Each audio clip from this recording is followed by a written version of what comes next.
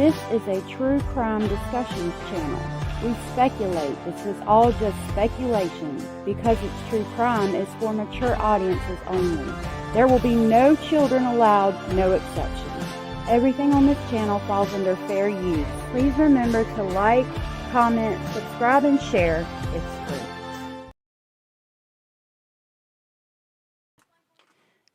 Hey y'all, thank you so much for being here. So I'm trying to fix my title now. I don't know if there's a thumbnail up, but I made a thumbnail of Jack and Lily Sullivan and Dylan Ellers, and I thought today that we would compare the two. I did make this stream a fundraiser in honor of National Missing Children's Day, which was yesterday, but unfortunately I wasn't able to come live yesterday. I had to go see some family and do some other things. And, I usually don't go live on Sundays. I appreciate you all being here.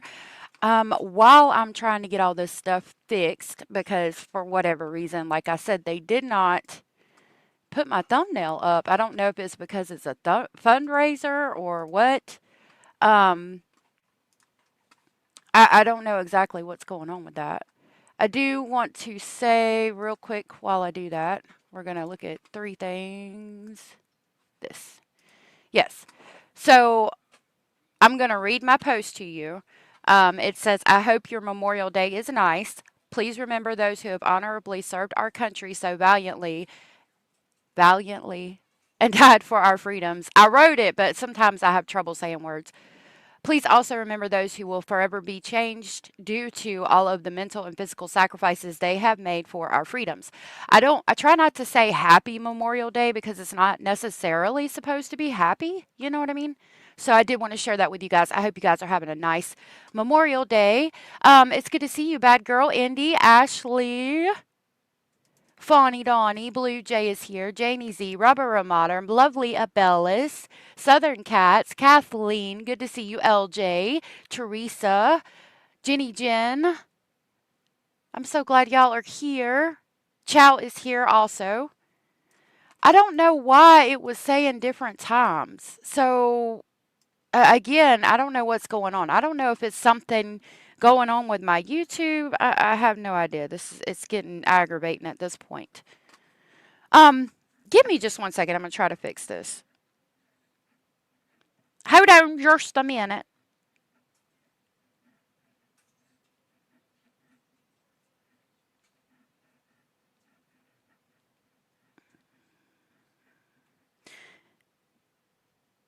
Dylan, Dylan.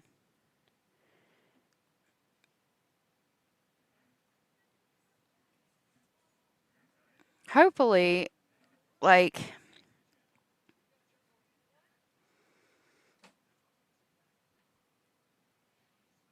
it will update. I don't know. It shows me that it's scheduled. Well, it shows me that it's live now. It showed me that it was scheduled for 1:30, so I didn't think there was anything wrong necessarily. Hi, Genevieve. Okay, so let me pull these up. Hold on, you cannot see them yet. Hold on just a minute. Nope, that's not what I want. Lord, I'll get it together in a minute. Okay, so this is Lily and Jack Sullivan. They are currently missing. They've been missing since May 2nd of 2025. They were last seen on Gerlach Road in Lansdowne Station, Pictou County, Nova Scotia. Their personal details are that Lily is 6 and Jack is 4. Their physical description for Lily is shoulder-length light brown hair with bangs. Might be wearing a pink sweater, pink pants, and pink boots. Physical description for Jack is short blondish hair wearing blue dinosaur boots. It says if you have any information on this missing youth, please contact any of the following: Pictou County District RCMP at 1-902-485-4333, Crime Stoppers at 1-800-222-TIPS or 8477, and Missing Children Society of Canada at 1-800-661-6160 or tips at mcsc.ca. And then we have, that's their poster. And this is Dylan's missing poster from Dutch for the Missing. We're going to go over one of her streams because she interviewed his dad. We covered it before, but we're going to talk about it again. So this is Dylan Norman John Eller, and he's missing from Truro, Nova Scotia, Canada. It says missing child Dylan Norman John Eller from Truro, Nova Scotia, Canada, has been missing. Date missing is May 6th, 2020. May 6th of 2020. His description, he's 3, he's Caucasian, he's Canadian. His right eye is half hazel and half blue. His left eye is hazel.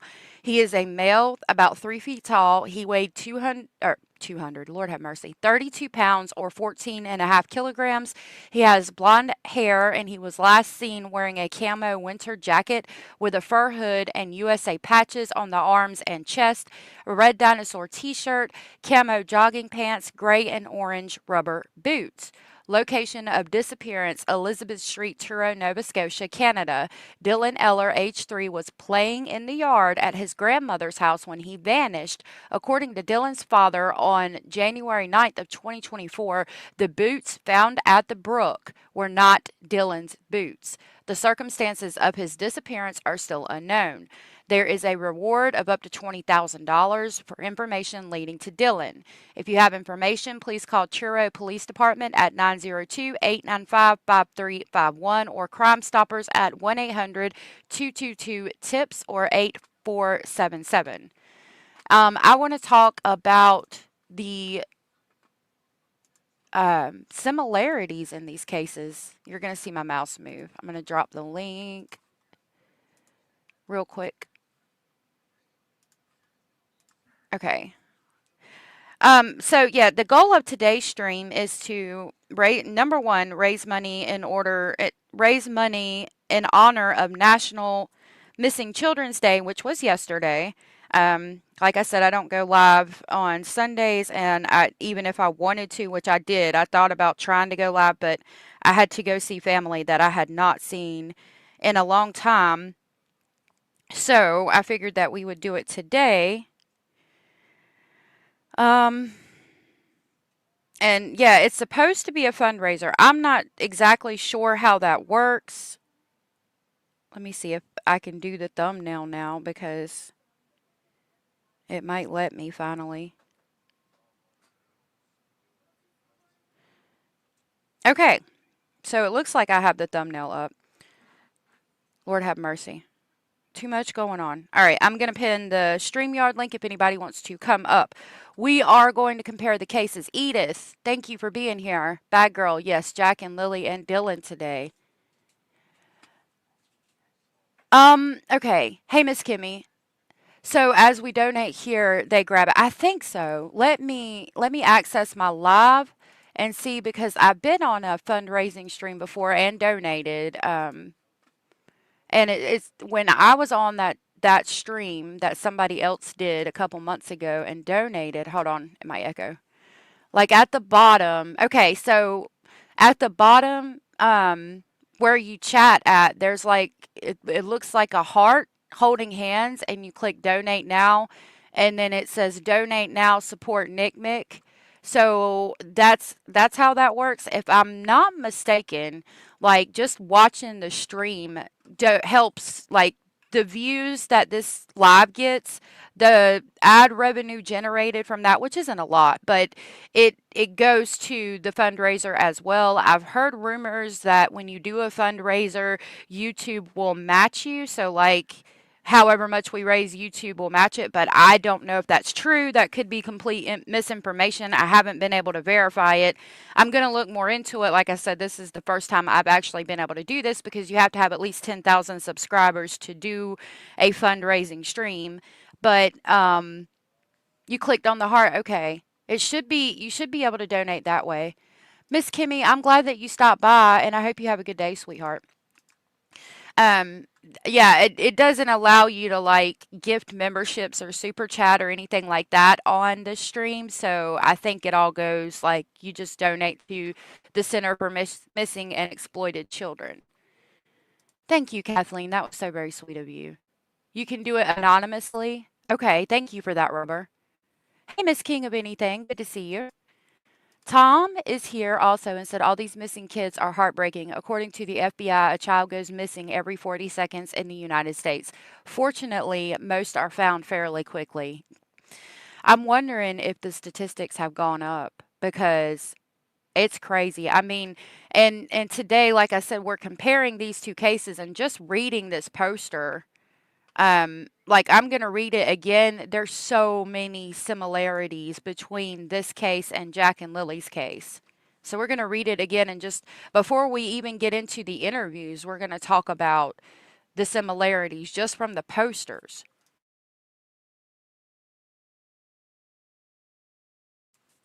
Okay, sorry. So again, this one specifically reads missing child Dylan Norman John Eller, missing from Truro, Nova Scotia, Canada. If we go back to Lily and Jack's, they are also missing from Nova Scotia, Pictou County, Lansdowne Station, Pictou County, Nova Scotia on Gerlach Road. And then we continue reading Dylan's missing child Dylan Norman John Eller from Truro, Nova Scotia, Canada. Date missing May 6th of 2020. And if we go back to this one, the date that they were missing was May 2nd of 2025. So if what is that? 5 years and almost to the date. 5 years and 5 years more, 5 days less from the date that Dylan went missing. Good gracious, I'll get my stuff together in a second. I'm sorry. I don't know if there's a reward for them yet. It doesn't say it on here.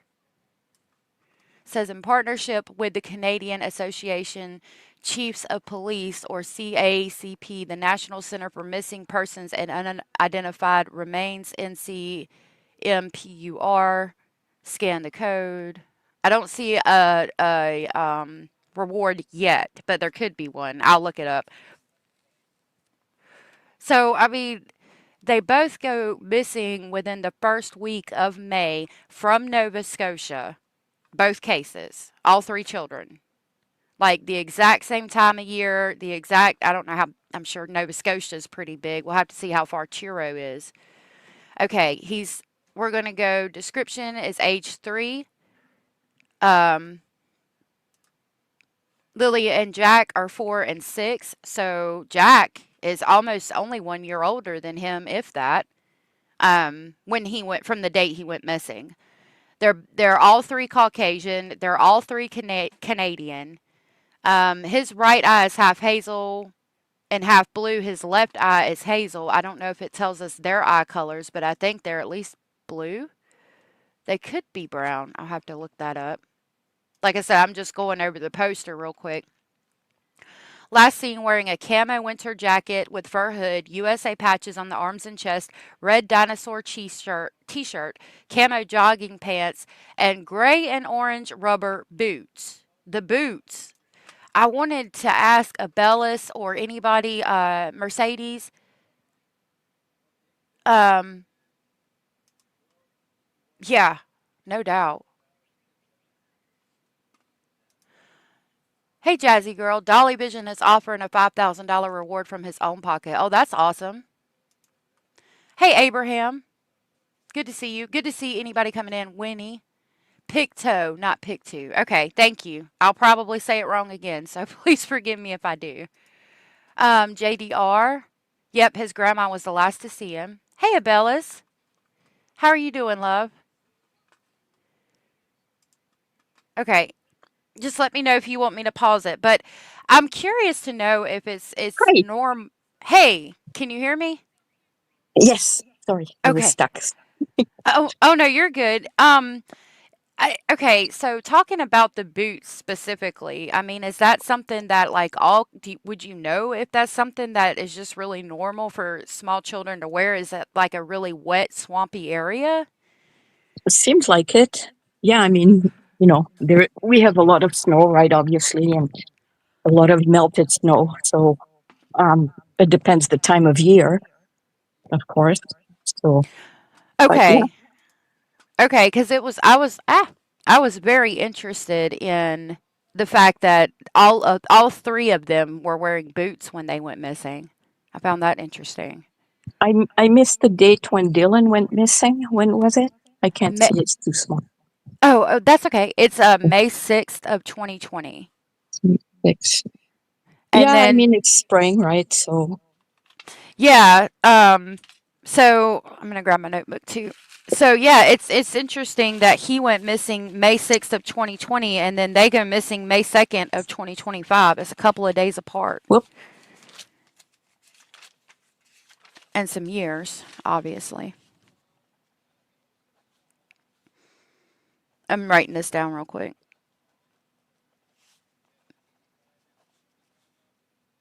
May 2nd of 2025 for Jack and Lilly. Okay. Um. Okay, and so he went missing from location of disappearance for Dylan was Elizabeth Street, Truro, Nova Scotia, Canada. Dylan was 3 and he was playing in the yard at his grandmother's house when he vanished. And Jack and Lily, I don't think it says it on here, but we know from listening to the interviews from the mother and stepfather that they also went missing playing in the yard. And it's weird because like you got to be you got to be mighty brazen. Oh, we lost the Bellas. Hi Bellas. Hey Bogart. Good to see you. You got to be mighty brazen to just walk up in somebody's yard and snatch a child. Um, I wonder what the statistics are for children going missing out of their yards as opposed to like on the street, like in a urban setting, walking down the street or something. The boots. Okay, so he's going to talk about how the boots found at the brook were not Dylan's boots, and the circumstances are still unknown. It is amazing to me that these children, all three, went missing 5 years and a couple of days apart. I mean, if we're gonna talk about the possibility of a stranger abduction, it's almost yearly. Well, it's almost to the year five or to the date 5 years later, and that's real interesting to me. Okay, hey Tony, good to see you. I don't know where Bellis went. If y'all don't mind, please hit the thumbs up. Oh, there she is. Lord, I said I don't know where she went. You're sitting right backstage waiting for me to click on you. No, no, I just got here. I don't know what Okay. happened. Did you disappear too? Oh, I closed out of the missing children's posters. Did Oh, you okay. want me to? I can No, go no, over it again. Okay. no, no, no. Everything just disappeared, and I was kicked off, so I came I don't. back. I don't know what happened. That's crazy. Oh no. Anyway, yep, here I am. Thank you for coming back up. So yes, what we have right now, it's amazing to me that Dylan goes missing. And then Jack and Lily, Dylan's date is May 6th of 2020. Jack and Lily is May 2nd of 2025. It's almost to the date 5 years apart. And if we're going to talk about a stranger abduction, I find that pretty interesting. They were Right. It's weird. It is. They were all wearing boots and they were all playing in the yard. Like I was just saying also when you were gone that it you got to be I don't know why I went here. You got to be mighty brazen to walk up in a yard and snatch a child from their yard. Yeah. About the weather in May, sometimes in some areas of Canada, we still have melting snowbanks. I mean, some areas are melted, some areas aren't, but out in the bush like that, or in the rural areas, it would be pretty muddy and pretty wet. So I just Oh, wanted to add that. okay, thank you for that. So and I was thinking maybe it's not uncommon for children to have boots in that area because of the climate and the topography. Yeah, absolutely. Across Canada, everybody's in the same boots. I love kids in boots though. They're so sweet. I know. And glasses, they break my. Yeah. Yeah. Okay, so I'm gonna replace the pinned message with Duchess for the missings link. If anybody wants to come up, just let me know. I will try to catch your comment and um no. Oh, AX, yes, ma'am. just really quickly, Darcy. at about 10:45, I'll have to jump off. I'm waiting for my doctor's phone call, and then I'll come back up. Okay, sweetheart. I hope that everything goes good with your phone call. Yes, thank you. Did I say 11:45? I meant 11:45. I don't know what I Okay, said. it's 2 o'clock here for me, so I don't know what Oh, time that would be. it's almost 11 here. Okay, so in So it's about 45 minutes. yes. Okay. Thank you. Yes, ma'am. Okay. Occasionally, classy, good to see you. Said what I thought was weird was the weekend prior to these two children going missing, a child in British Columbia went missing. She was found and reunited with her family. I briefly heard about that, and I'm glad that she was found. Hmm. I need to look more into that. I wonder if the child was taken by a stranger and then found, or Yeah, I'm not sure. I don't know that case. Hi, Hio. yeah, Sandra's here. Almost 12 there. You're wondering if they wanted to use the same storyline. Hmm. It's possible. I don't know. I'm leaning more personally. And you're more than welcome to speculate here as long as you state that what you speculate is in your opinion. I'm leaning more towards the stranger abduction and actually looking at the posters, how close in the date they are that they went missing. It seems like I don't know. It just at that date, I cannot get over how close in I mean May 6th and May 2nd, 5 years apart. That stands out to me personally, but that just is my Yeah, personal opinion. yeah, it's very strange. And Hmm. I wonder if they have attempted abductions on in other years on the same in the same time frame. Oh, that would be interesting to know. I doubt I would be able to find information on it. I'm going to try to look it up while we watch part of this. Yeah, I'm wondering that, but there's some feedback. Oh, it might be Abellis's phone. I think her phone feeds back some, but if you can deal with it, it should be good. I think there was a little bit of feedback. I think I don't know if it's Oh, on my end, but I think it. But it should. It's okay. I don't know why it does that. I'll have to. Um, I'll be quiet. Oh no, you're fine, sweetheart. You can talk. It's sometimes phones do that. It's just weird. Hey, Jill. And Blue Jay said, did a stranger abduction doing a stranger abduction, doing a 5 year old abduction pattern, a 5 year abduction pattern. I'm wondering, okay, because if I don't, I hate to bring this up, but like if we're in a trafficking situation, like is there like, okay, you have to get X amount of kids out of X amount of areas for X amount of time or date, because supposedly they get paid money for the children they bring. And in Nova Scotia, if it's cold, the kids are just coming out in spring, so maybe they're abducting like right as children start coming out for spring, which is a scary thought. But I'm Great wondering that point. myself. Great point. I'm also thinking the age group. If somebody has stolen a child and is keeping the child until they outgrow the age group that the specific criminal likes, Right. if you know Very what I mean. possible. Yep. I think that's very possible too, unfortunately. Yeah. Okay, this is from Duchess for the Missing. She is pinned to the top of the comment section. She's also in the description box. She was able to get Dylan's father on earlier, might have been the end of last year, and they talk about the case. And so I figured we would listen to some of what Dylan's dad says, and then we'll kind of go through and compare it to Jack and Lily's case. And I do have a special guest that is joining Artic and I tonight, and that is Jason Eller, which is Dylan's father. I'm sorry. Arctic Fox True Crime is also up there. I will grab his link. He shares missing people's information and he gives updates. It's a really another awesome channel to um, uh, subscribe to if you have not. Hey, Andy. Strainer had that happen to him. That's why he took the little boy and himself to the police. Oh, goodness. Oh, I think I remember hearing about that.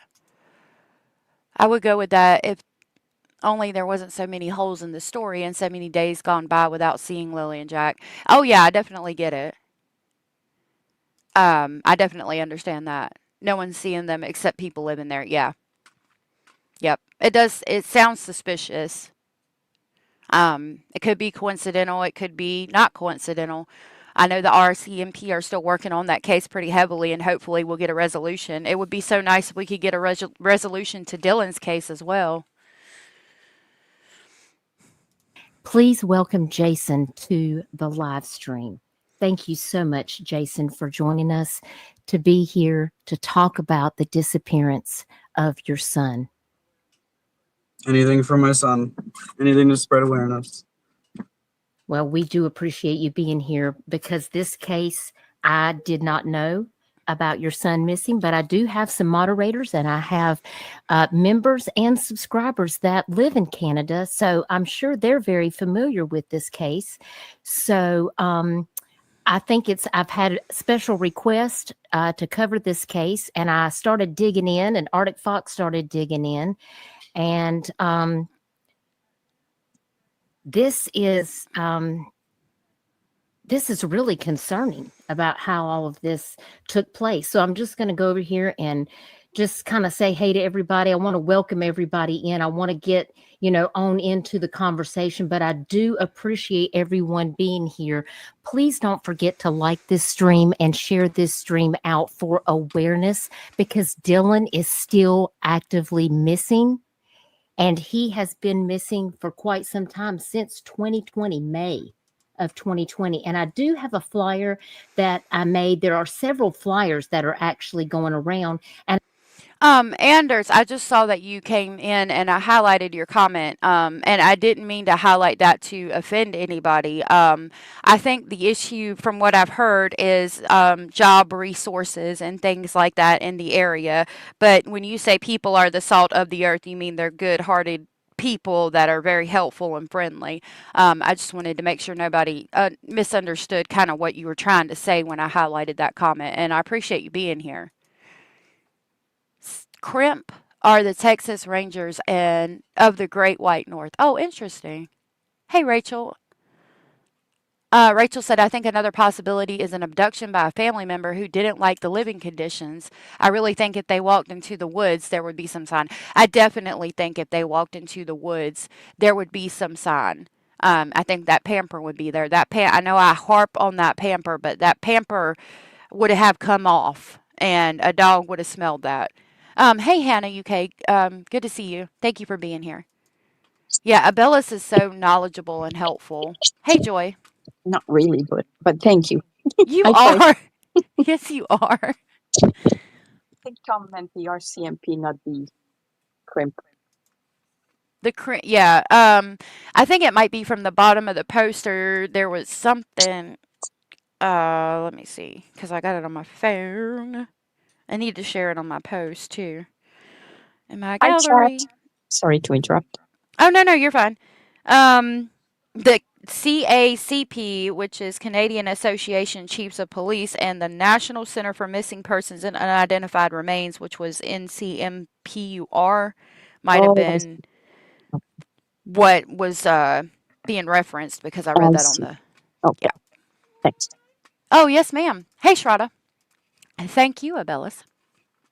And I did send this to Jason today, and he told me that it was something that I needed to change on his flyer.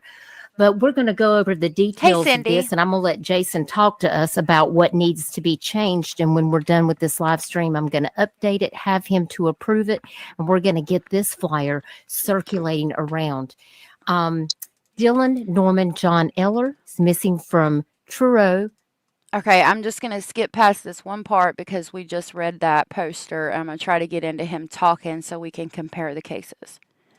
He's so cute. Isn't he? And this picture, it's not showing big, but that picture right there, when we were briefly watching about him in another live stream where we were talking about Jack and Lily, that the third picture on the from the left or second picture from the right, I think that's the last photo that was taken, and that I think it could have been in the yard that day or it was very close to that day, and there's a video of him, and that's the jacket he has on.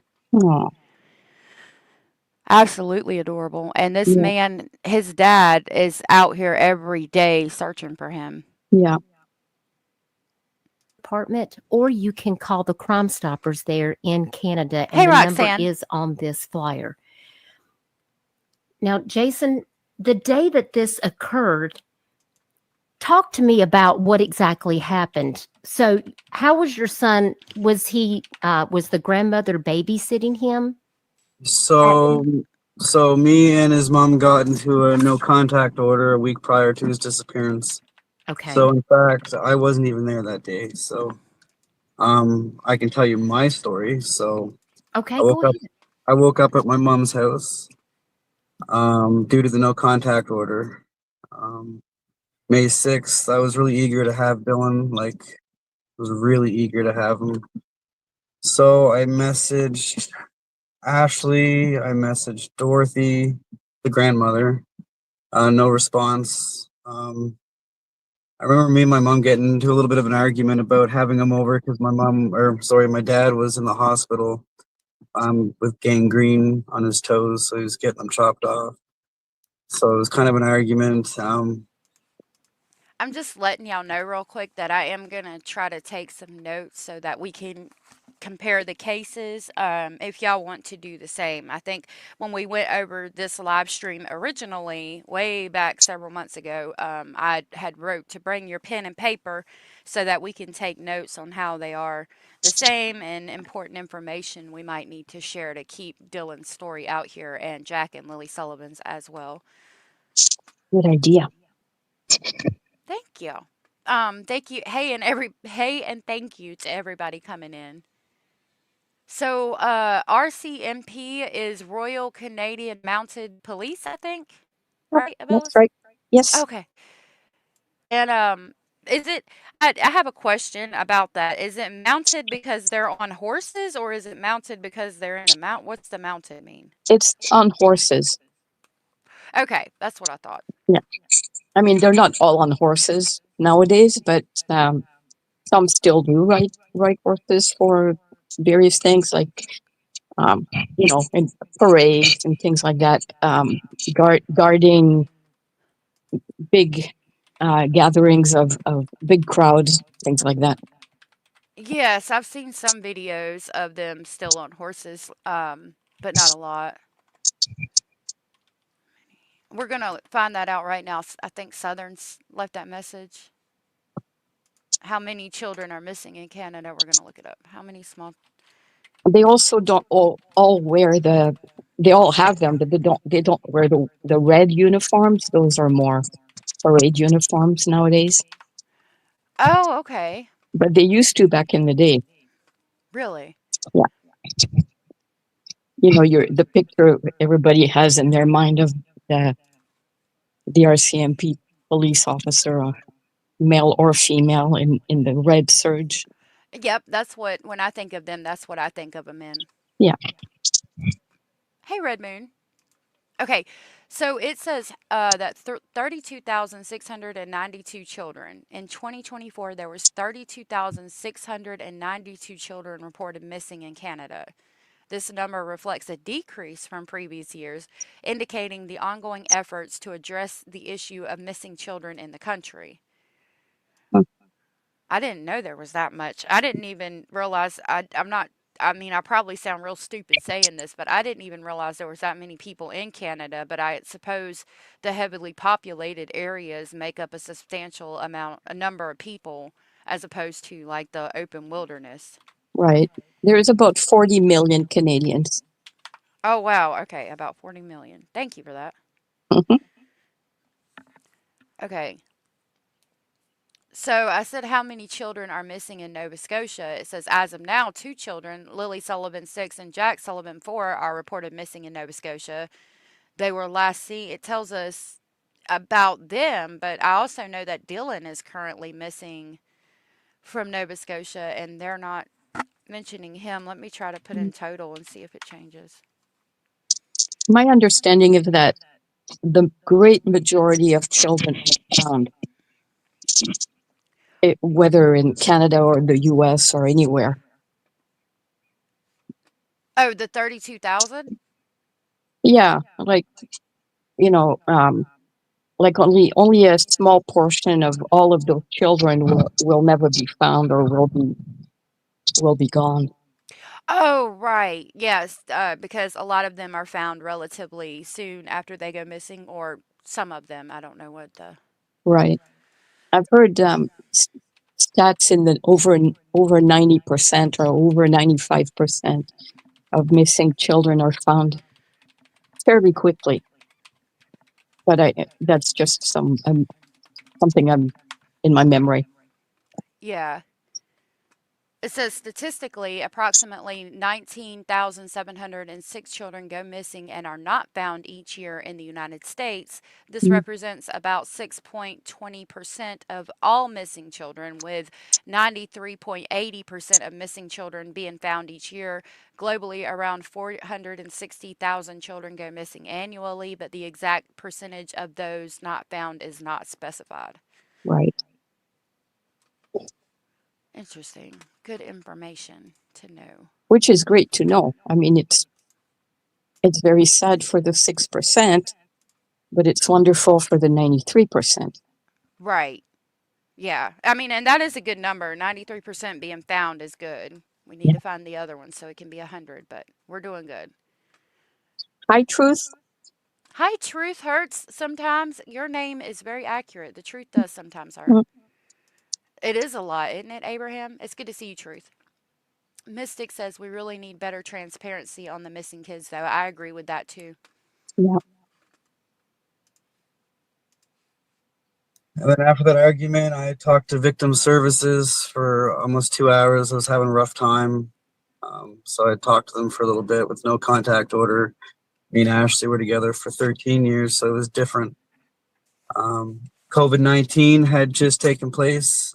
We just got into the lockdown around that time, give or take. We were all laid off of our work. Mhm. You know, it was more intense in the household.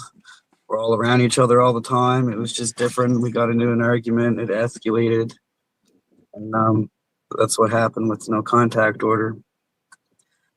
Anyway, after I was done talking to victim services, I tried messaging Ashley and the grandmother, Dorothy Parsons, again, no response.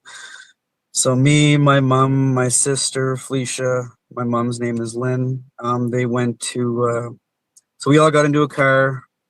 I remember I drove, it was my mom's car.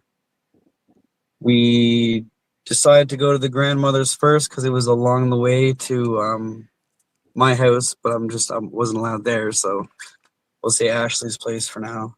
Okay. And so on the way, Dorothy's was closer, the grandmother, so I figured I'd stop there to just see if he was there. So I remember driving towards the house. I remember we stopped at Needs right quick to buy a drink. Got back in the car.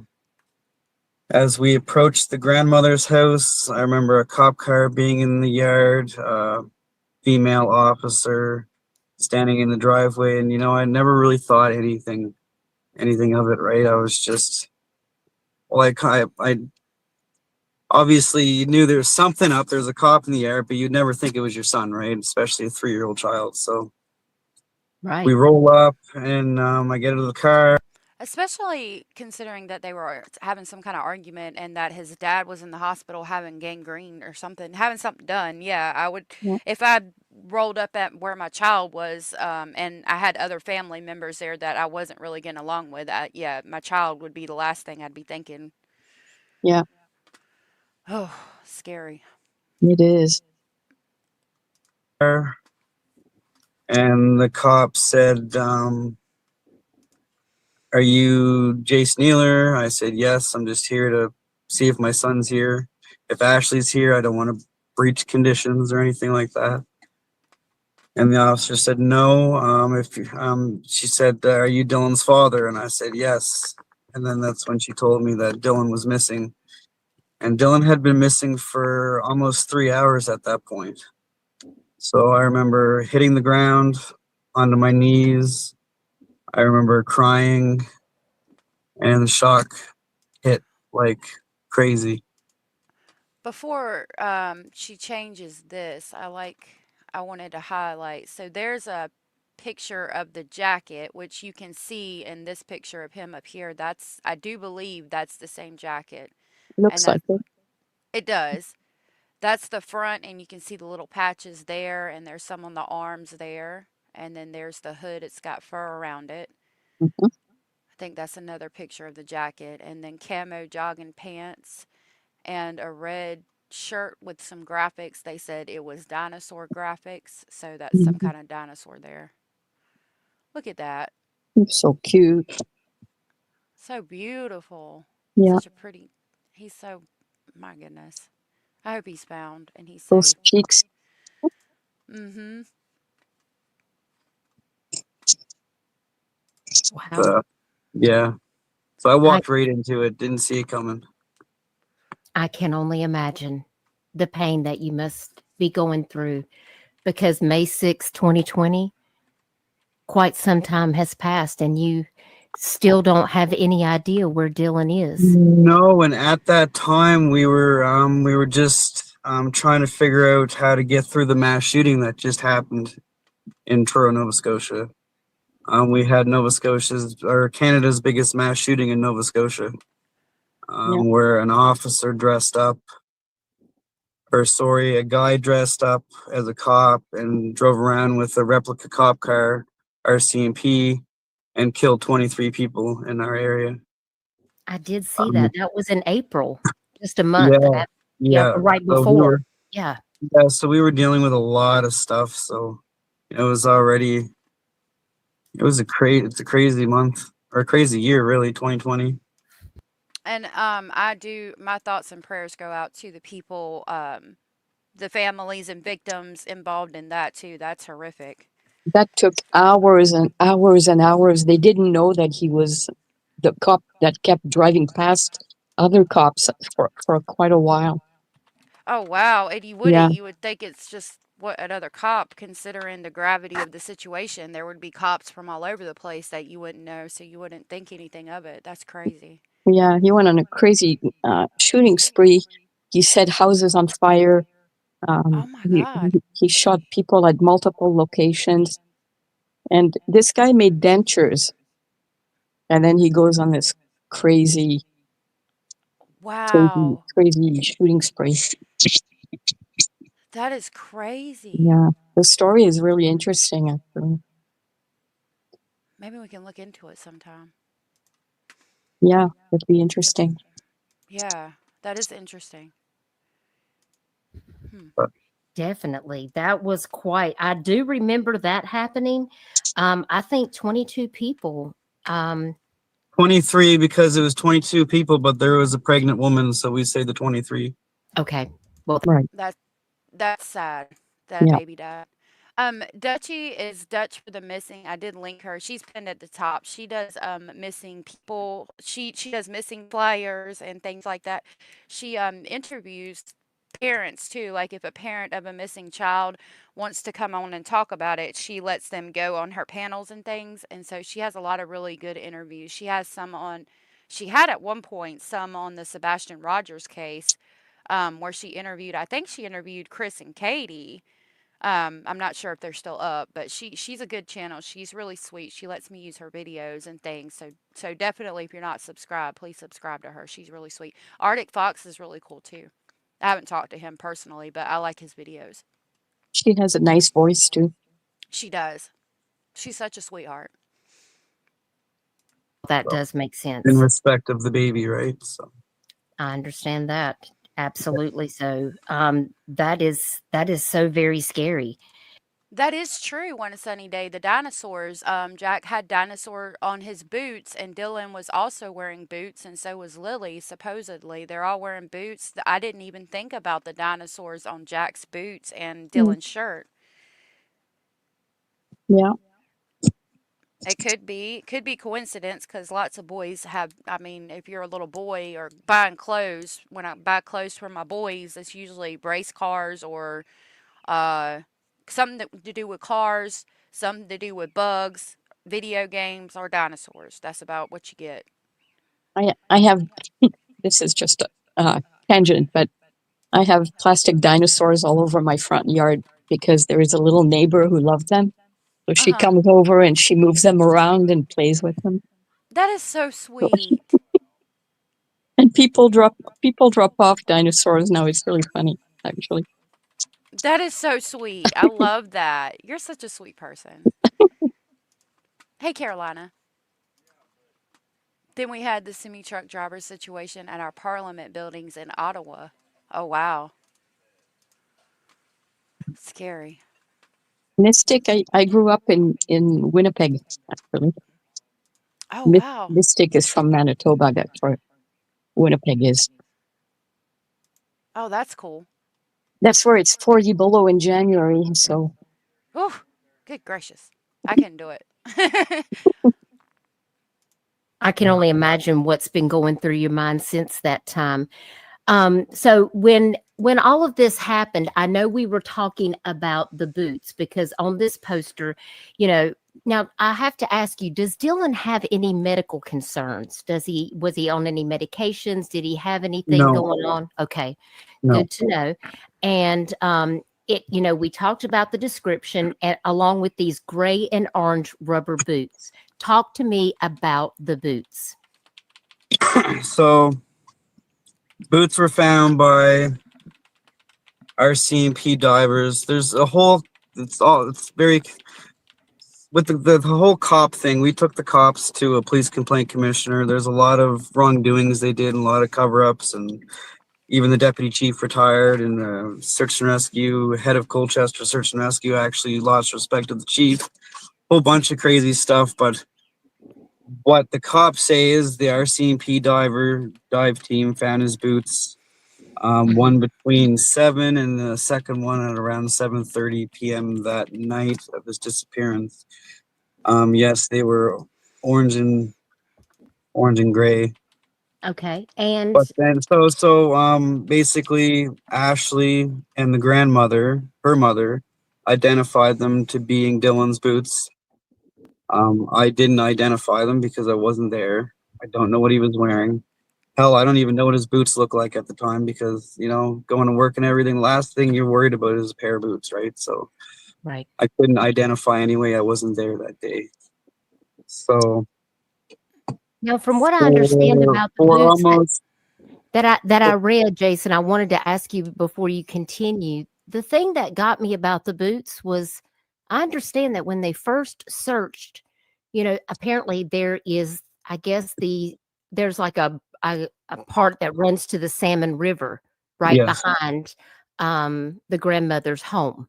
yeah. And when they originally searched, I was told that the boots were not originally found, but they were found, several hours later when they were searching. And that is odd for the boots to just be sitting there in the water.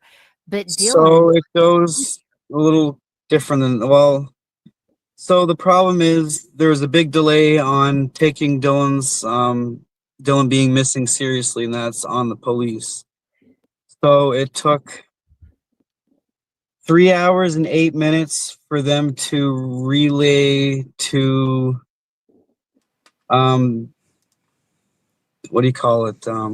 Yeah, so a lot of people say that Dylan's boots were found in the creek, and this creek or river area flows out into a very fast moving river, and a lot of people think he drowned, and that's why he hasn't been found. mm, Um, but he says in this interview, he explains that the boots found at the creek were not Dylan's, and the fact that there were boots there was really kind of suspicious. It looked like it was staged to make it seem like that had happened, is what the dad says. But That's I'll let weird.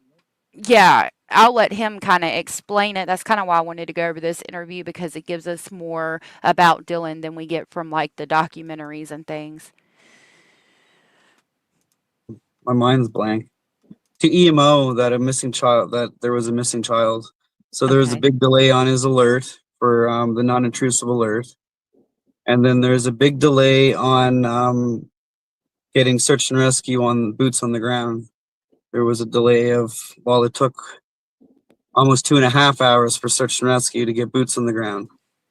And I noticed comments from Now that's a big difference in Jack and Lily's case, and maybe they learned from this case. They got people there, search and rescue there, extremely quick for Jack and Lily. Yeah. So that's one difference we found so Okay. far. Yeah. head of Colchester Communications. I have a post, actually, a screenshot from May 6th, complaining about the times that they had to go out. And, when they leave their families, it wasn't a good feeling because the critical time's already over. So they're going out to search for someone that's no longer alive, most likely. So we had concerns on that. There's a Right. big screw up when it came to first searching for my son. Oh, So it's well, probably the delay in finding the boots, but the whole boot thing doesn't make sense anyways, and we'll get to that. yeah, Okay. because there's a big discrepancy in whether the boots are even the right size to be Dylan's or not. So it gets bigger than that. So Dorothy and his mother identified his boots wrong. So the boots were bought 2 weeks prior to his disappearance. And then his mom calls me, I think it was only 6 months ago from today. And she said she had a meeting with the police. She was crying. She said, I made the biggest mistake of my life. I identified Dylan's boots wrong. So Wow. she was watching a video Mhm. of Dylan, just bringing back memories. And she came across a video of him running across the kitchen, and it wasn't too far behind. It wasn't too far from when he disappeared. So it was, in that year Mhm. or within a few weeks of his disappearance. It was around his birthday, I do believe. And he went missing 2 weeks after his birthday. Anyway, she was watching the video and stopped the video and realized that the boots that cops found are in fact not Dylan's. So that's why I'm going on Global News. Actually, this Monday, I'm not allowed to say where I'm going to do the interview or anything because they don't want anyone to know, because we got a lot of weird followers and stalkers and people that try to destroy my life right now. It's kind of sick. They got a big group, and I've been working on trying to get it shut down. They've been terrorizing everybody for years. But So the now this is Lord, this was done in 2024, so 4 years later they're just now realizing that Dylan's boots were identified wrong, and again that would be the boots that they reference in the original story he's probably going to talk about here in a minute being found by the creek that makes everybody think he fell in the water and drowned. Yeah. But who are these creeps who are stalking him? What the hell? Like, I don't know. People, it's insane. It's actually why I don't cover the Sebastian Rogers case unless there's new information out. People on the internet, just they like to attack parents of missing children, and I mean, that case, one of the parents has done some questionable things, but again, I don't, I know why he did those things, and I'm not going to talk, like I said, I don't want to start a bunch of drama, so I'm not going to talk about it, but I'll never, I'll never talk crap about a parent doing what they have to do to keep their child's name out there or, come out here and try to get help from the public. But there's people that will attack them and say, oh, you're lying and you're doing this and you're doing that and pick apart everything they say. I mean, and we're guilty of picking stuff apart to an extent, but we also make sure to say that we're just speculating, we're just talking about what we see. Some people just are vicious and mean and hateful and attack. Some people get on this internet and it makes them feel good to get to say something mean or attack somebody. It like gives them fulfillment in their day. They feel better, and I don't Yeah. understand it. Same thing with shootings and that. I mean, people, Mhm. these victims and victims' families have enough um, to deal with. They don't need this sort of BS. No, they don't. They've got missing kids. Yeah. God almighty. Um, Miss King of anything, Dylan went missing May 6th of 2020 and Jack and Lily went missing May 2nd of 2025. Is my sound a little better? I tried tweaking my microphone. I think so. It sounds a lot better to me. Okay, thank you. Good. I think so. Yeah. Um, Yeah, that's a good question, Janie. How did it take the mother 4 years to see a video and notice it was the wrong boots? Sounds suspicious to me. I could definitely see it does sound a little suspicious. Maybe in the beginning, watching videos of the her child that's missing, it might have been too painful to do in the beginning. But other than that, yeah, I think it's real suspicious. Yeah, I don't know. I mean, parents buy boots probably every year for growing kids, right? So she may have had one set on her mind, um, Right. and then just finally years later, even though it's years later, just she was so confident in her memory, and then all of a sudden she sees these other ones. I don't know. Um, Yeah, that makes sense too. Oh yeah, thank you, Horse Lover, and thank you for being here. Miss King of anything, all three are from Nova Scotia. All three children were wearing boots when they disappeared. They're missing almost 5 years to the day apart, May 2nd and May 6th. It's crazy. There's a lot of similarities. Hey, Kalisa, good to see you. The boots aren't Dylan's, and it's a big 4 year fuck up basically. So, and I'm angry at the police on that aspect too, because when the boots were identified, so what are the statistics? 95% of the 95% of the time, it's a family member or a friend. So why didn't the cops make sure 100% that those were Dylan's boots? Because they had the information that they were bought 2 weeks prior to his disappearance. So they could have went to Walmart where the grandmother stated she bought them, went on videos and receipts and stuff like that, and actually seen what boots she bought. And unfortunately, none of that was done by police. So they tried that 3 weeks ago, I think, or a few months ago anyway. The Truro police actually went to Walmart to try to retrieve all this stuff 4 years later. And Walmart only holds that stuff for 2 years. So it backfired on them. But that's more stress. It's like, why didn't you guys check that out 4 years ago? And now we're in this big fucking problem that the boots aren't his. It's been 4 years. They were identified wrong. So why were a pair of boots in the brook the same time my son went missing? So it more looks like someone planted them. So why was there a brand new pair of boots in the brook at the same time my son went missing? But then they're identified wrong, so they're not his. So what were them boots even doing to begin with in that area? that sounds It's weird. real messed up. Yeah, isn't that crazy? Crazy. Like, who would have planted boots there to make you think that they're Dylan's because they look similar? And like that's insane to me.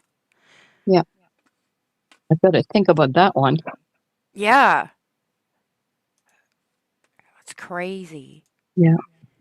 I noticed on your Facebook I'm page, angry about it, so I get a little upset when I talk about it. No one can fault you for that.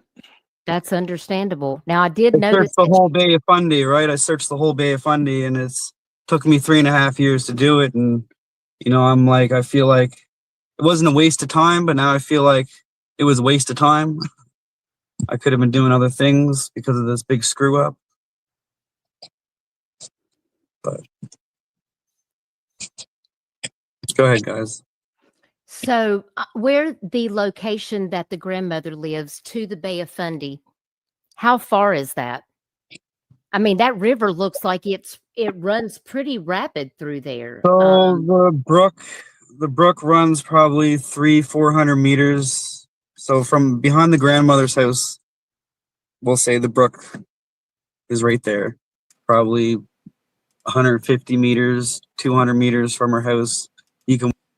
I saw that several people had a couple of questions. The dad is it hasn't been confirmed. Well, it's been confirmed by the dad, and the mom was like really upset because she felt like she identified the boots wrong. And if she's like, oh my God, like I really messed up. And then the police went back several years later to try to see what kind of boots. I think, they're pretty confident in it. But so far, I've heard the dad, and they're the ones who could relay it because they would know what kind of boots he had on. Um, Vicky the Leo, thank you for being here. There are bears in Dylan's area. There is wild animals all around where Dylan is and where Jack and Lily are, from what I know. Um, my issue with animals is I think there would be some kind of trace, but not always. So it's possible. Yeah, I agree. I think something would be left behind, some clothing or something would be left behind by animals. A bear wouldn't. Well, I don't know. Like a bear doesn't go and drag some their food into a den. They'll just eat it out in the open. Okay. From So my understanding, I mean, Okay, so yeah, I mean, and like you got to think about an animal grabbing a child. There would probably be some kind of blood or something left behind. In yeah. yeah, I think there would be signs personally. I mean, bears are around all over Canada, everywhere, But Right, uh, an animal like that doesn't drag things away and goes and eats them in a little hiding place somewhere. They may right. drag a few meters or a few feet, but yeah, that's my thought on them. Miss King of anything, thank you for looking that up. Sometimes I have trouble. She says it looks like it's about 36 miles apart if what I found is correct. And that's not very far apart. No, it's not. Yeah, Nova Scotia is one of our smallest provinces, so that's not. It's not difficult to not be far away in Nova Scotia. Wow. 36 minutes apart. Like, I mean, again, with the dates and that close. Yeah, I didn't know. I thought Nova Scotia was a big area. So wow. Yeah, no, it's pretty small. Mm. Hey, Rand, thank you for being here. I saw that you had said there would be some scratch marks or something, that an animal had been there. Marcia, good to see you, said bloods and bits of clothing. Right. You would see Yeah, something, I think. yeah. Cracker, good to see you. Sorry, Bellis, I didn't mean to cut you off. No, that's okay. I was just going to say that's my thought as well. That Yeah, something would be left behind. right. Hey, Short and Sassy. Short and Sassy said slow response to the authorities didn't help because the traffic out of the area wasn't even stopped. Wow. Wow. We were just talking about search and rescue got there really quickly with Jack and Lily, so maybe they learned from the Dylan Ellers case that they needed to be a little bit quicker and more on top of it. Yeah. I think it's would be about 36 minutes, traveling 60. I mean, it would depend on how many towns are in between. I'll see if I can pull it up on my computer. I don't know. I mean, I think they'll attack a human, and then at that point, if they kill the human, meat is meat to a bear. Yeah. But I don't know. Yeah. They won't specifically come into the city and grab somebody, but if the opportunity is there, they'll certainly eat you. Right. Oh, you're good, Mystic. He's on Dutch's panel. But I think I've seen some of his more recent videos from about a year ago around this time, and he has filed some things. I think, um, he talks about it too. He might talk about it in this interview. I'm not sure. I've seen some where he talks about it, where he filed paperwork against the RCMP. Walk down to the brook, maybe 300 meters. And from behind her house to the actual mouth of the river, or the mouth of the brook into the Salmon River, it's probably another 300 meters from there to actually get out to the river. His boots were found. The boots that his mom and the grandmother thought were his never left the brook. They were both submerged in the brook, but one was found in the brook underwater. The water would hit a corner of the wall in the brook, and it would cause erosion. And in that erosion, there was a shopping cart, and in the shopping cart was his first boot submerged underwater. And then the second one was underneath the train bridge, closer to the mouth of the river. Both boots stayed in the brook. A lot of debris, a lot of fences. They call it fences, like logs crossing, stuff like that. I even remember Search and Rescue saying, I don't see how he would have made it through this brook. And then we got cops saying that the brook was up to their chest, but in pictures, they're not even up to their waist. So there was a lot of exaggeration. But that's what we were being told. But I think they dropped the ball at that time. So they were it's a messy case and a lot to do with the cops. Well, in my opinion, they dropped the ball right off the bat by not issuing an Amber Alert right off Jump Street, because had they done that, this case could be completely different now. Yep. I remember, so it's small town police, Truro police. I remember the RCMP saying if he had arrived on scene and they couldn't find that child within 10 minutes, they would have called all resources.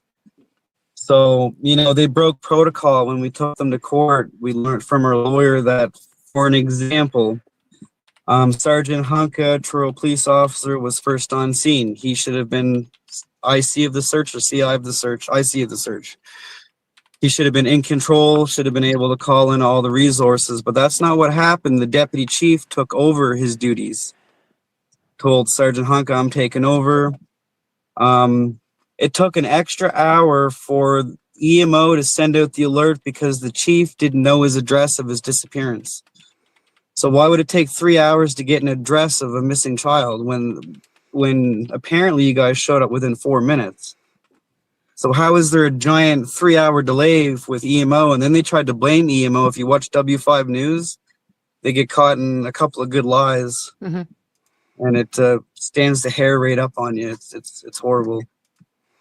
Hey, everybody coming in. I saw a few people had just come in, so you were right. It is about 37 minutes. It's 37 minutes or 55 kilometers from Elizabeth Street to the middle of Gerlach Road and Lansdowne Station. Wow. How frustrating for him, eh? All those problems that the RCMP and the cops and everybody had. Yeah. That's I mean, maddening. yeah. Yeah, I feel like they could have done better in that case. Yeah. It does appear that Elizabeth Street is in a town area, though, like in a city type place, Mm-hmm. as opposed to where Jack and Lily went missing from, which it would be over here, which is definitely out in the bush rural area. Yeah. So, yeah, it ended up being 37 minutes or 55 kilometers. Okay. What town is it that he was in? He was in Truro, Oh, Truro. Turo. Right. Mm-hmm. Yeah, Turo. Mm-hmm. Thanks. Yes, ma'am. I'll All right. probably jump off in about a minute and then I'll be back. I'm not sure how long. My doctor calls between 10 to and 20 after the hour, so I could be back in half an hour or whatever. Okay. So- Sounds good. I appreciate you coming up and being here, and I hope everything goes good with your doctor. Oh yeah, it's just a quick call for prescriptions. It's nothing. It's usually over in about 2 minutes. Oh, okay. Good. So maybe I should just jump off now, and then I can leave you alone. Oh, you're good. And, Okay. and I'll come back later. Okay, sweetheart. Thank Okay, you for thanks. coming up. Thank you. All right. See you soon. Bye. Okay, bye.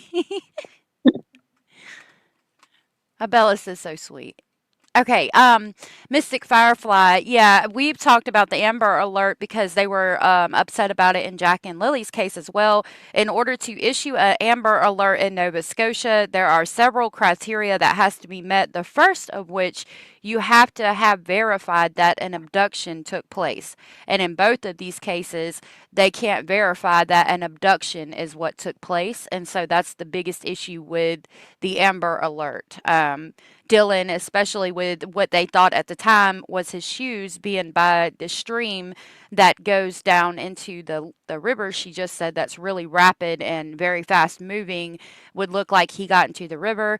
Jack and Lily were reported missing and said that they were probably in the woods or could possibly be in the woods. Nobody saw what happened. So that's the biggest issue with both cases, is that they can't verify that an abduction took place, and that is the very first thing you have to be able to verify when you issue an Amber Alert. That is a crazy portal, Abellis. Yep, they need a vehicle. Yes, ma'am. Wow.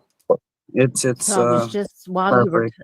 while you were talking, I pulled up a map of Truro, and I was just trying to take a look here.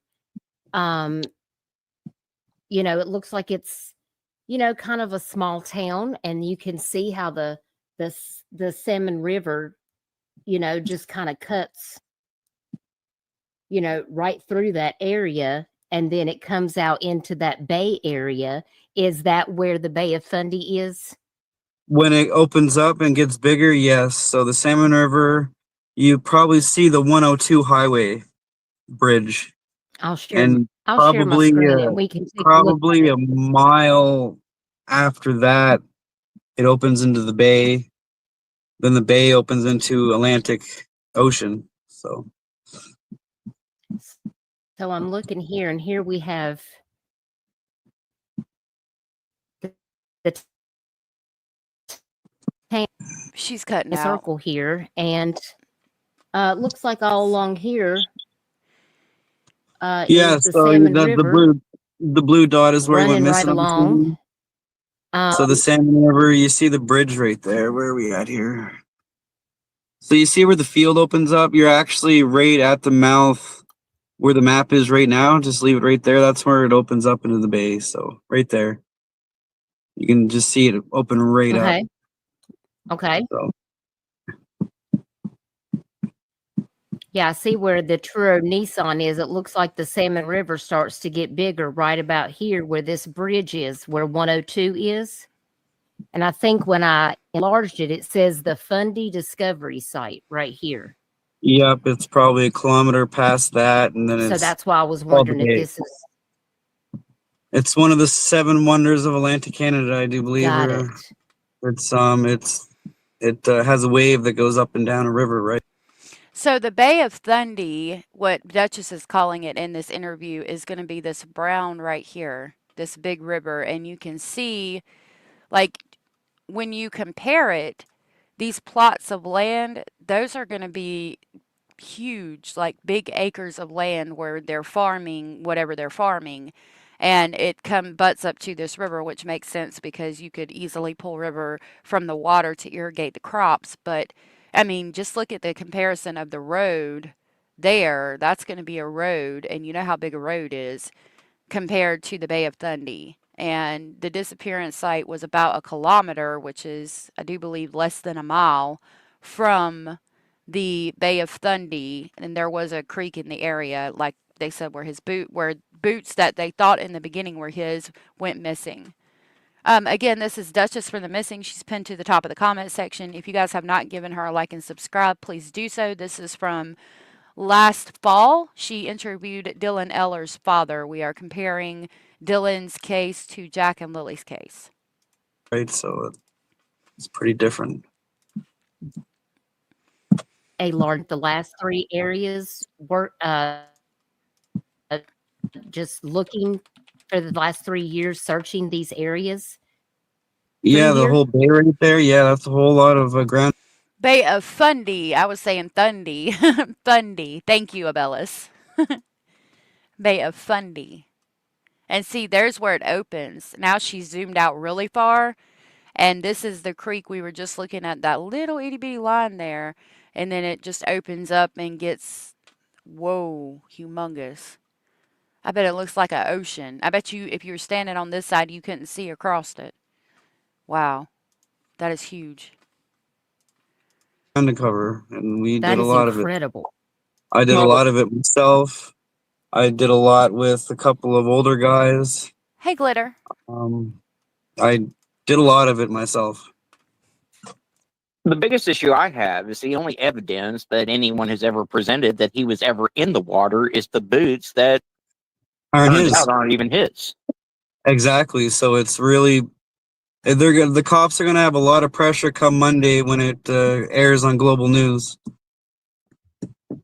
Right. And Tandy, I wanted to address your comment. You said, was he outside when he went missing?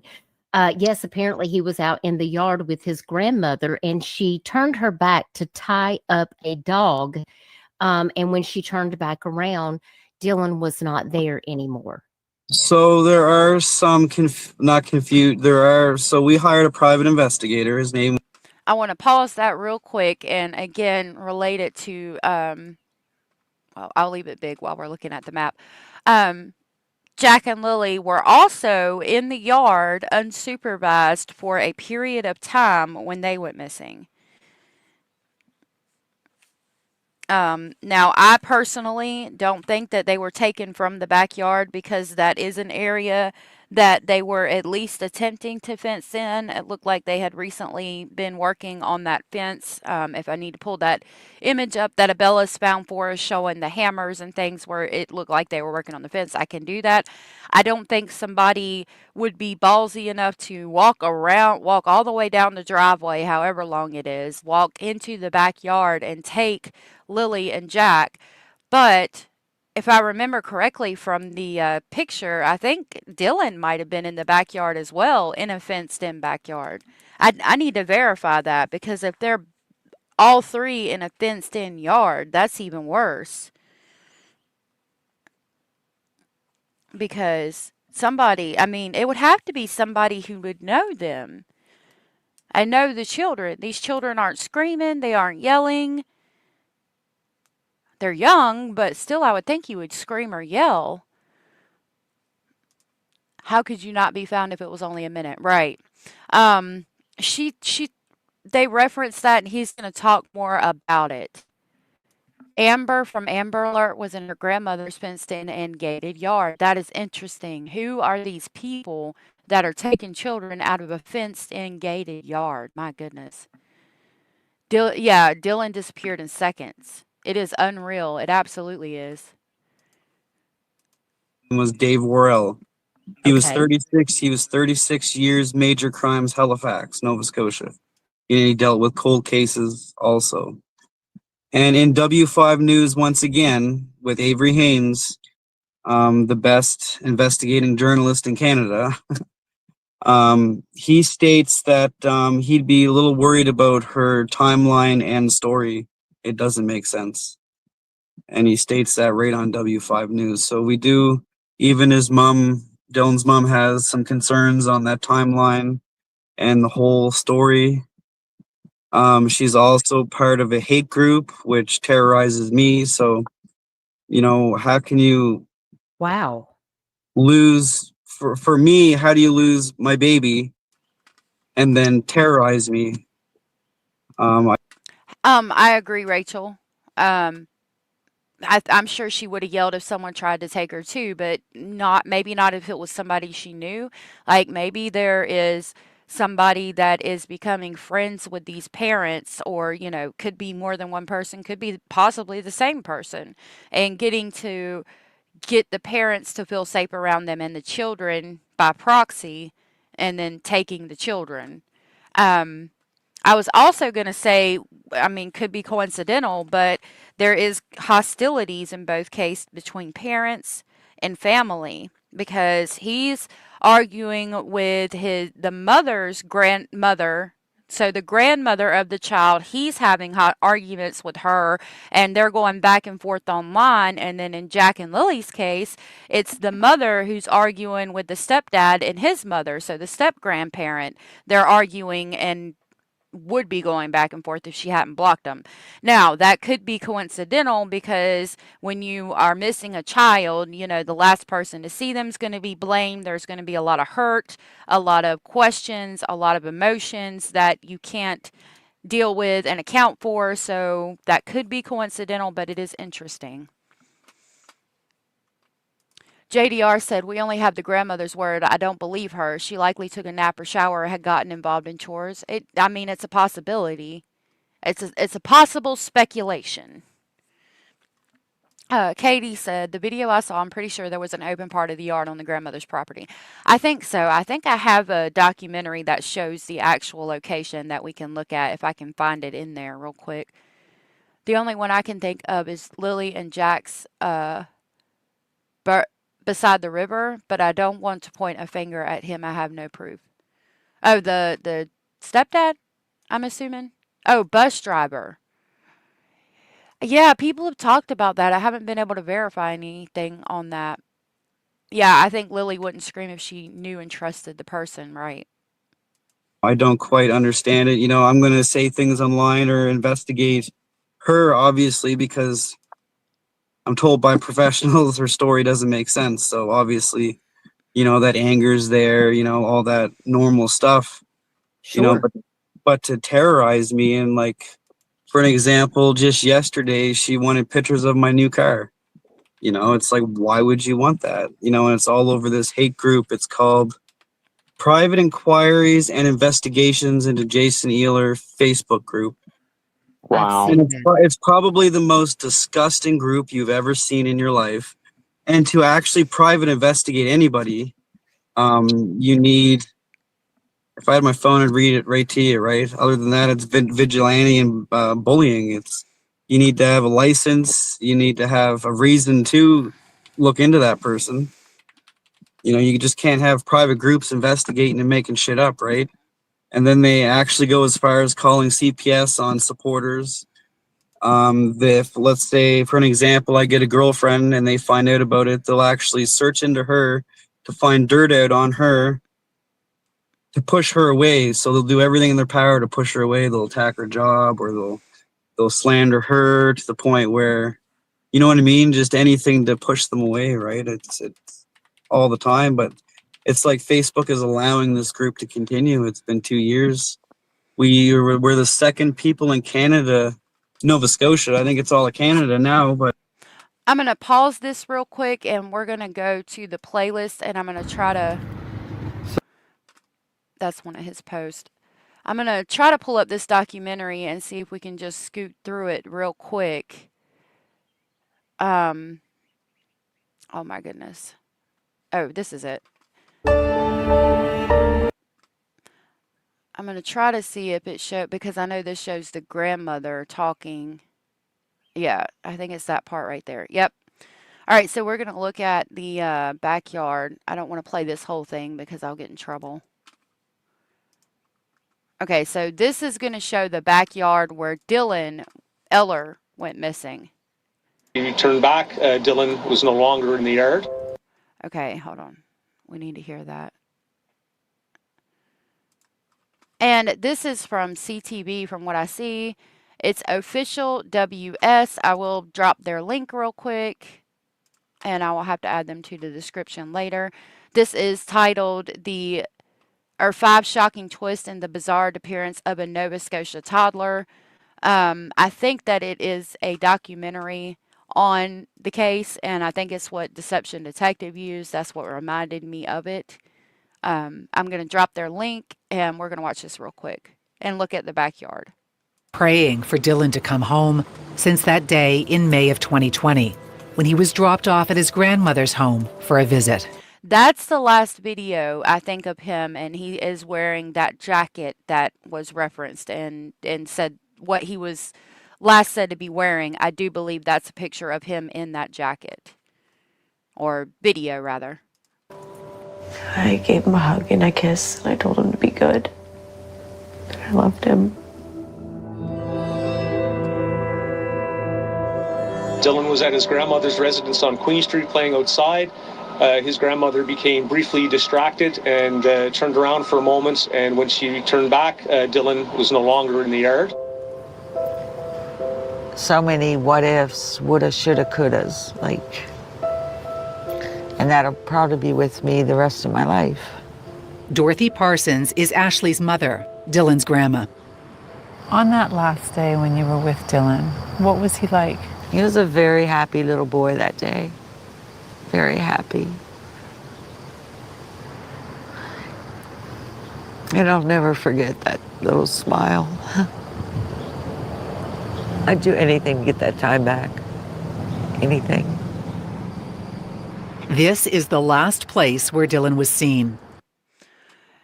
So it looks like the fence goes either behind the shed or connects to the shed. I know we saw another picture of it to see the opening. That's because this is going to be the backyard. The house is going to be over in this area, and I think there is an open gate on the side. We're going to see what she says. If we have to go back to the original picture, we'll look at that real quick. Can you walk me through what happened on the day Dylan disappeared? I decided to bring him outside to play. So we come over to here, and I just kind of get the dog, and I got her chain. And then after I got her hooked up, I turned around, and he's nowhere. The police immediately focused on a brook behind her neighbor's backyard. Search. Okay, so I'm going to look again at that real quick. I know what you said, Blue Jay, about that argument. I think that it could be true. I remember hearing something about that. I'm sure things have changed. I think they're still together, but I'm not sure.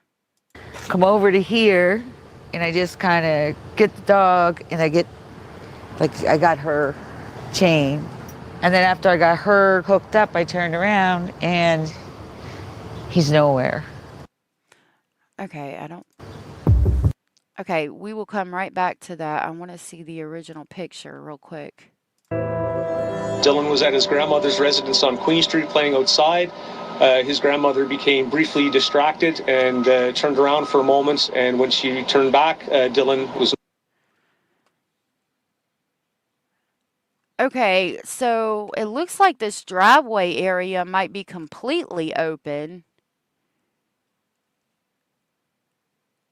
I think when we see them, I don't know, I can't tell. It appears that they could be sitting at that table, but this is definitely all open right here.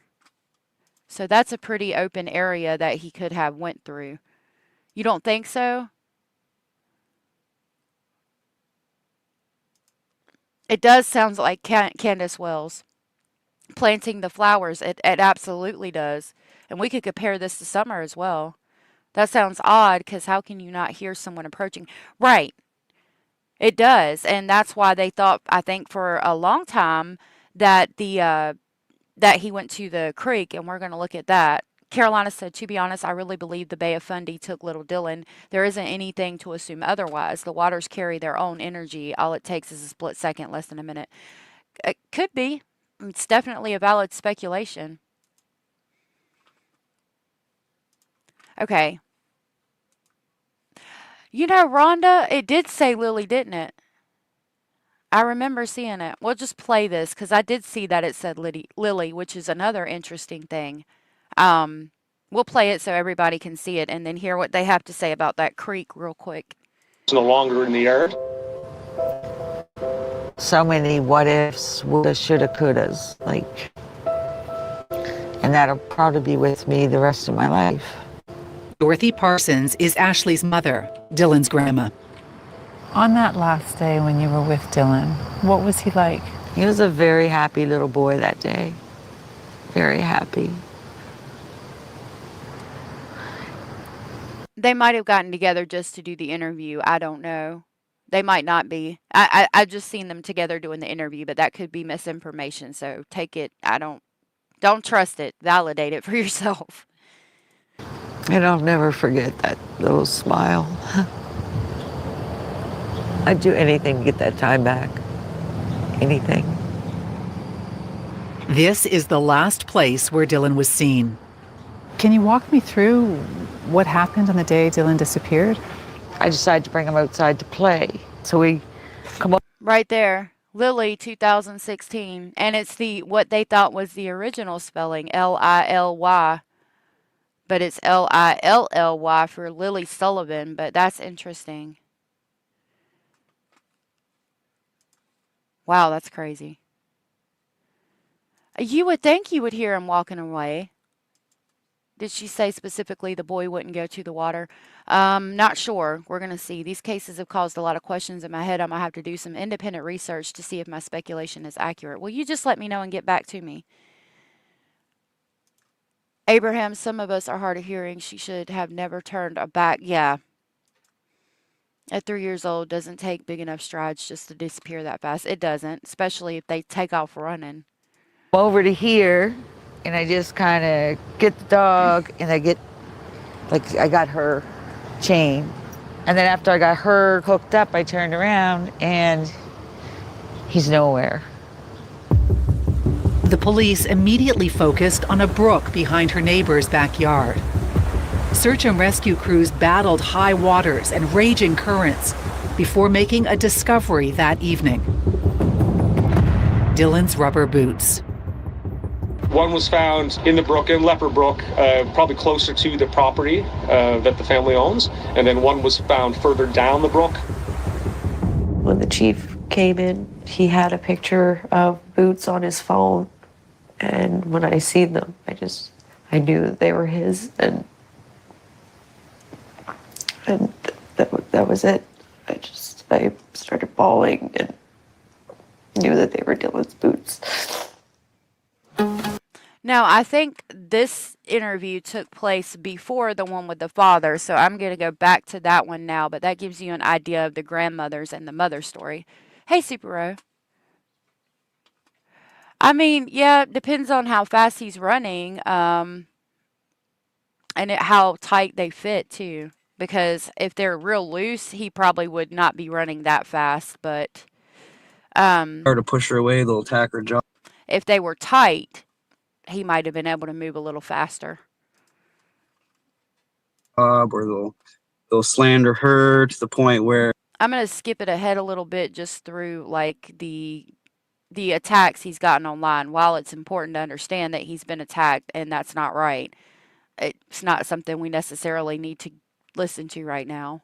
this new group, and it's just been lingering and destroying my life for a long time. Like, Jason, I have a Hey, question. Queen Anne. Now, I know that in researching there were some TikToks that Ashley had made that made her look pretty suspicious. Would you like to talk about those at all? sure. So I didn't know about the TikToks until a few days after his disappearance. Turns out it was a really big trend, and there were thousands of other people doing the exact same ones with their kids in the video. One was a parody from the Tiger King, and the other one was a parody from Frozen. The cops fully investigated it, and they were, as he said on there, they were bizarre TikToks, but they were fully investigated, just posted at a bad time.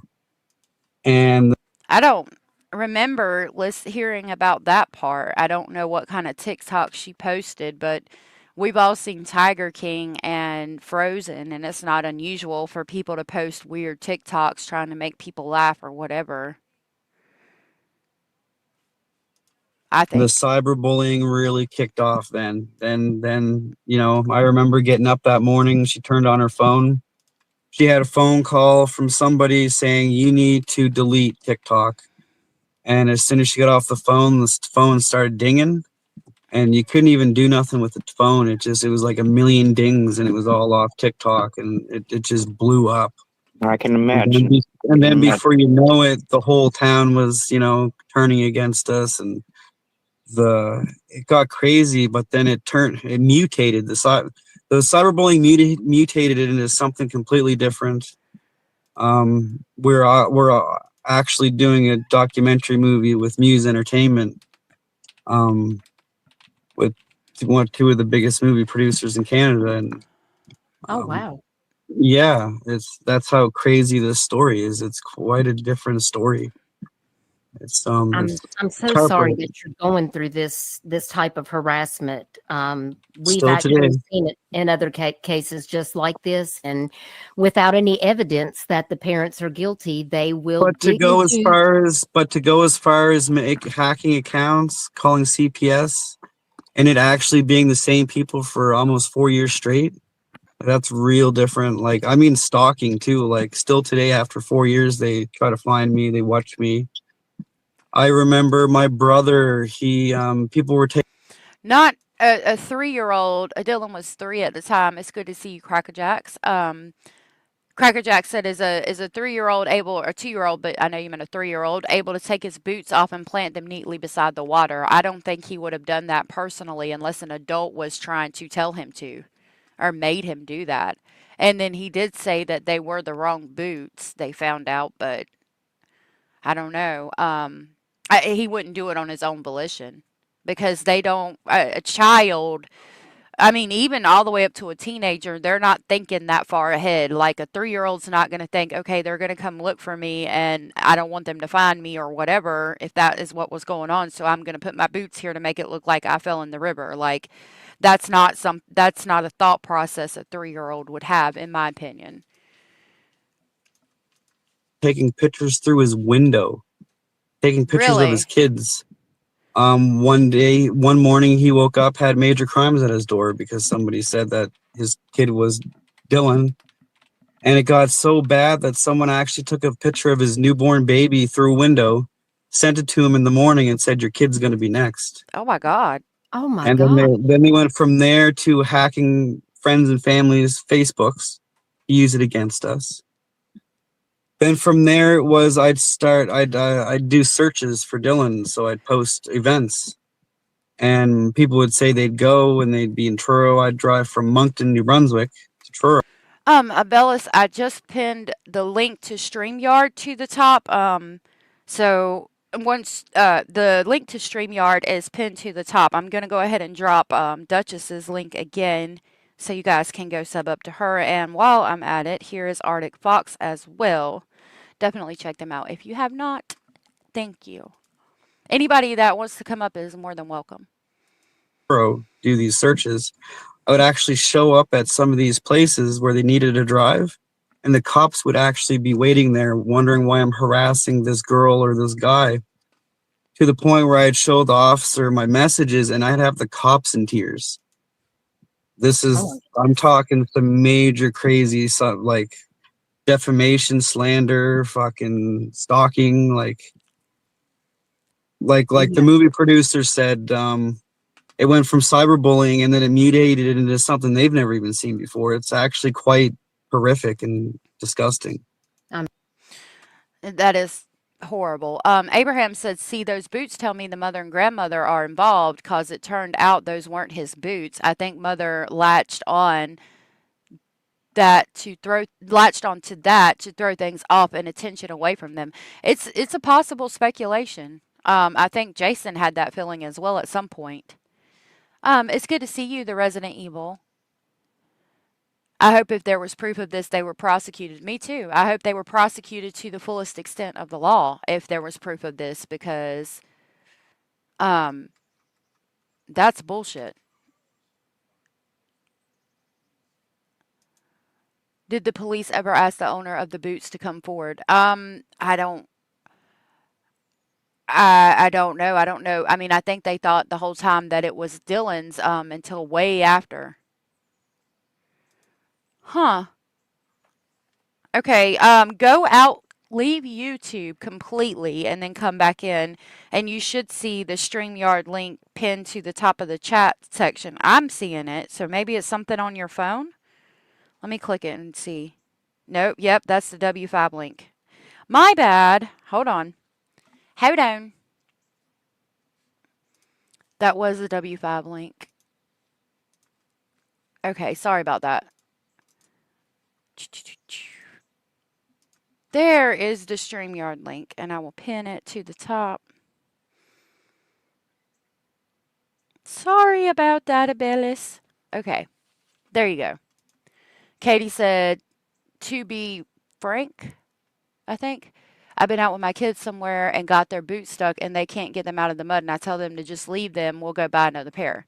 There you are. Good to see you. Good to see you. Thanks. Yeah. I thought it Sorry about was that. me. No.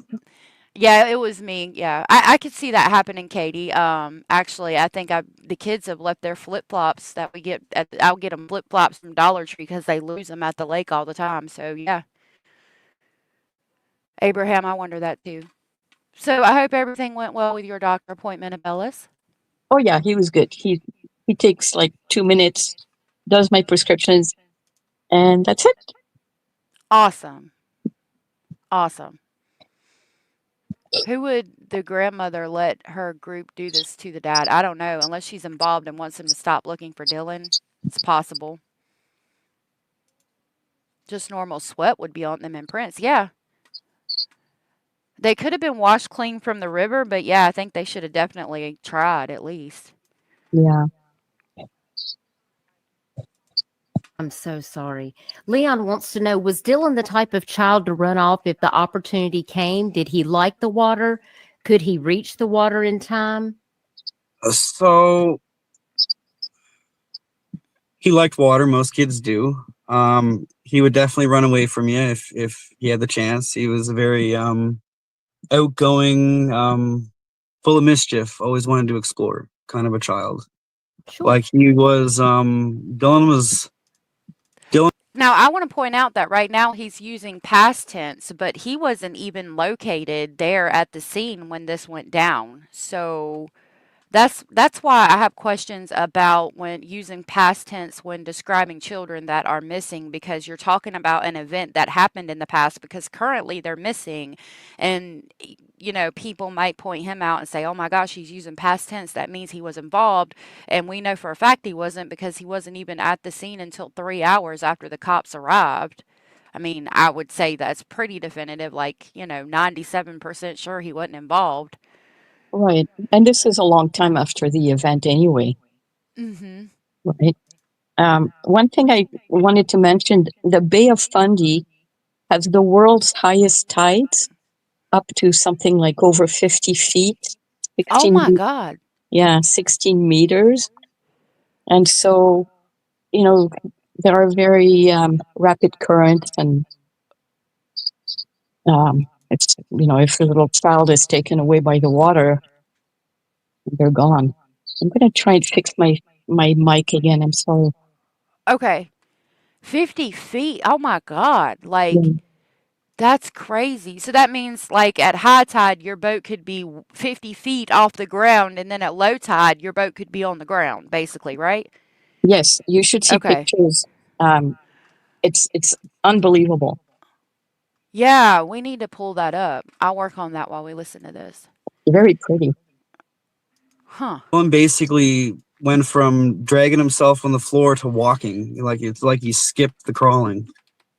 He could balance and stand on chairs and let go of the the legs of the chair. He would actually put one on the ground and he'd stand on the legs and he'd let go and stand up on it. Like his balance was incredible that was 2 weeks before his birthday, so he wasn't even 3 yet. So he was a little daredevil. Very happy, all smiles, 100% boy. Loved the dirt, loved to play. I remember, he'd trip and fall and you could tell it would hurt, but he'd get up and he'd shake it off and keep going, right? He's an amazing child. I'm glad that he has such fond memories of him. Yeah. If Oh, you could find a time lapse of the tides, it's pretty impressive. yeah, I saw a couple. Maybe this one. Oh, there you go. Yeah, I wish there was one that said time lapse of the Bay of Fundy tides. Let's Fundy. see. So Fundy, sorry. I mean, it just shows that it doesn't. Okay, so let's go back to this one. Hold on.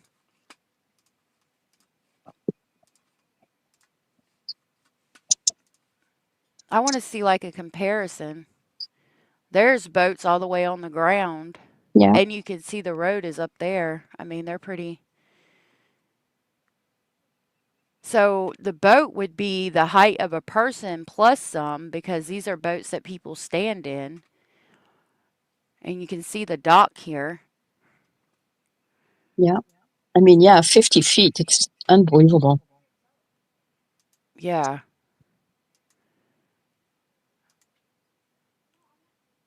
Wow.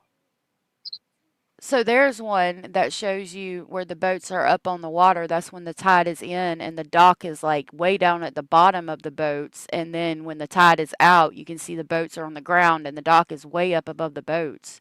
Yeah. That's kind of what I was looking for. Here's And another it's one. pretty fast too. Wow. It's because the bay is quite narrow, and so the waters from the Atlantic come in and go out and take a lot of the water with them. Hmm. That's interesting. And you can see here how it just looks like ocean goes on forever with the boats there. And then when it's out, it just looks like a swampy farmland almost. Mm-hmm. That's crazy. I've never seen anything. I mean, we have high tide and low tide here at the beach, but not like that. Goodness gracious. Yeah, same here in Victoria. It's just a few feet, not 50.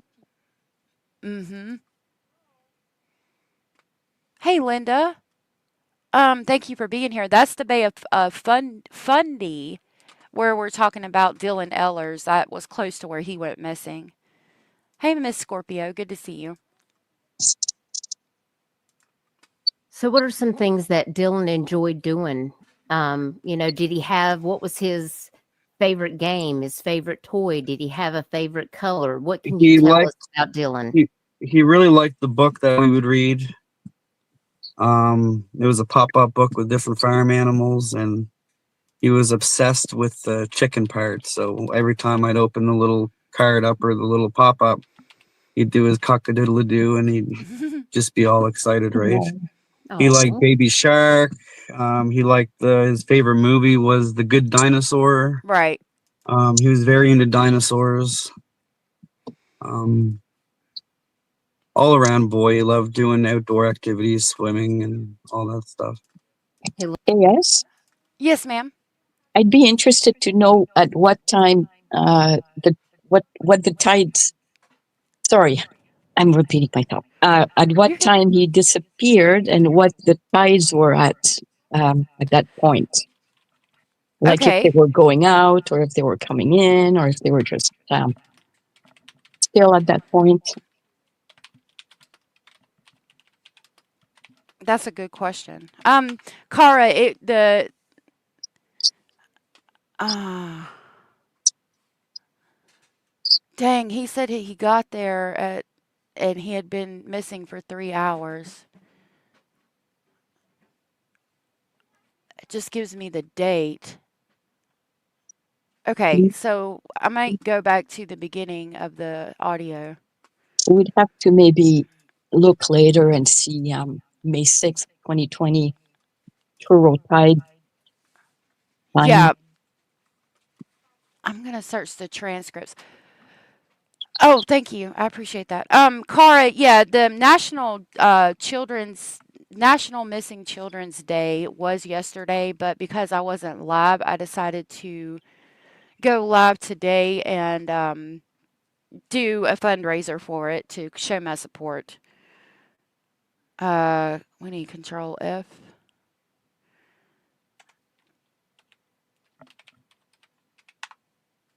Okay, what happened?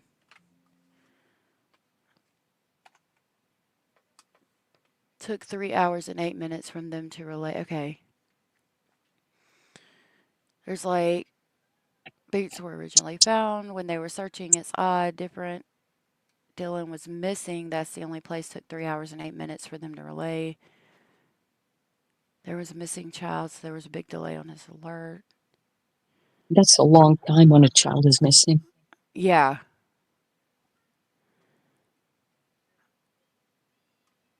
Let me scroll way back. Okay.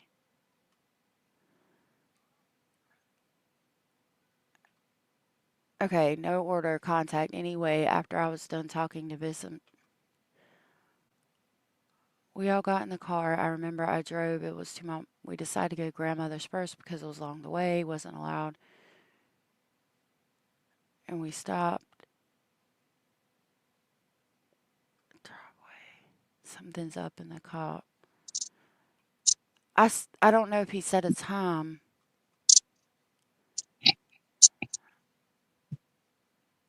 Okay. So me and mom had the no contact order. I wasn't there. Woke up at my mom's house due to no contact order. I was really eager to see him. My mom and I about having them over. My dad was in the hospital getting his toes cut off. And then after the argument, I talked to victim services for about 2 hours. I was having a rough time, so I talked to them. Ashley, we're together for 13 years. COVID-19, more intense, it escalated. Grandmother, no response to me and my mom. My mom's name is Lynn. Dang. I'm not Yeah. seeing it yet. I'm going to work on that, and I'll have to see what I can find while we continue watching. Hey, Purple Fam. Good to see you. I'm going to work on it while we are watching. Looks like he's such a sweet kid. And I know you must miss him very much. So are you and the mom still working together to try to get answers for Dylan's case? Unfortunately, no. Me and Ashley finally broke up Okay. with having a missing child. It lasted another maybe year and a half, and it broke our whole family apart. I got into this weird, I don't know what it was, but I got into this phase. If you didn't search for my son boots on the ground, get the fuck out of my life. So then I started pushing away family, friends. I pushed away my entire life, and I got obsessed with searching and fighting. I don't think I've taken a day off. I'm always on social media fighting and fighting. I'll bring up the producers again. Apparently my fight is very inspiring. They've never really seen anyone fight as hard as I fought. Like, I really got obsessed with fighting and fighting and fighting. And that's, getting them on like Wired Magazine or McLean's Magazine or Nancy Grace, W5 News, the movie. Then it went from I'm going to make a YouTube channel right up to I got almost 3,000 subscribers now. Well, in my Then I got, experience, I just got obsessed with spreading awareness. It was just, it assumed my whole life for 4 years. Absolutely. And in my experience, Jason, the parents of a child that go missing make the best advocates out there. And hopefully your story will not only help bring answers for Dylan, but for other kids out there. I really hope. And I'm really hoping that I'm showing people strength, to not give up, because everybody has a breaking point also, right? So I found out the police responded at 1:26 p.m. That means if they were 3 hours late, it would have been 11:26 a.m. around there that he went missing, and it's not telling me what the tide was. It gives me a 7-day tide chart. So, What was the tide? Bay of Fundy, May 6, 2020, maybe? The Bay of Fundy specific tide information for May 6, 2020 is not provided. Generally, the Bay of Fundy experiences 2 high tides and 2 low tides daily, with a typical high tide occurring about 6 hours after low tide.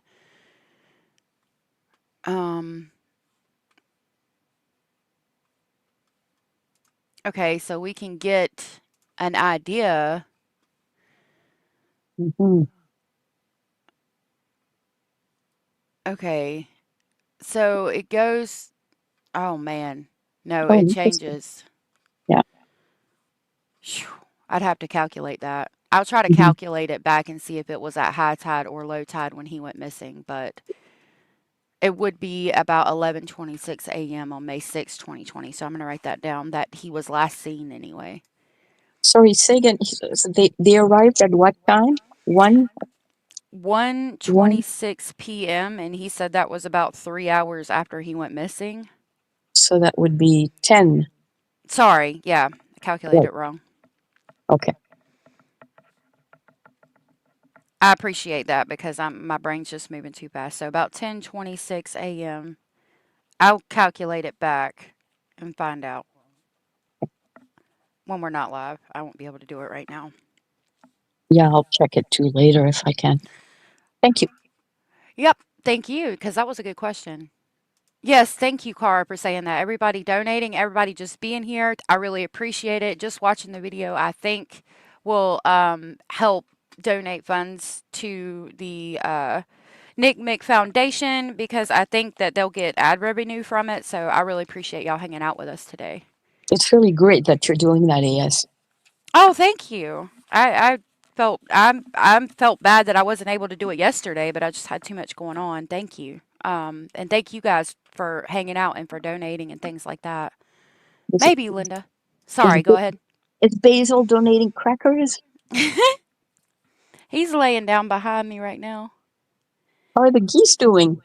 They're good. They're getting big. They enjoy going in the garden and swimming every day. Is the little foot better? She's getting better. She's walking on it more, so I think it's healing. Awesome. I don't think they use drones, Rando, or Random Star. I don't. I'll look it up and let you know. 2020 drones? Yeah, I mean, they should have had them, I think. I'm not sure. Okay, I'm gonna look it up. It's going so fast these days. Technology is really advancing quickly in those areas. Mm-hmm. It is. Curious Christine, thank you so much, sweetheart. Hey, Stoic. I'm gonna look it up real quick. Right, his mom, she went really quiet after the first year. You don't even hear a peep from her. And me, I've just every day, right? So I do believe everybody has their breaking point, and I really hope I'm showing that never to give up. Keep going. With It says there's no specific information available regarding the use of drone in the Dylan Ellers case. The case has been a significant focus, but details about drone involvement are not mentioned in the available sources. For more detailed information, further research may be needed, is what Google just gave me. Interesting. I'd like to No, see Jason's face a little better.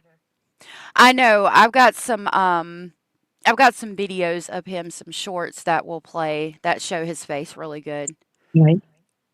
Um, Random Star, no, you're good. That is a good question because drones would have helped.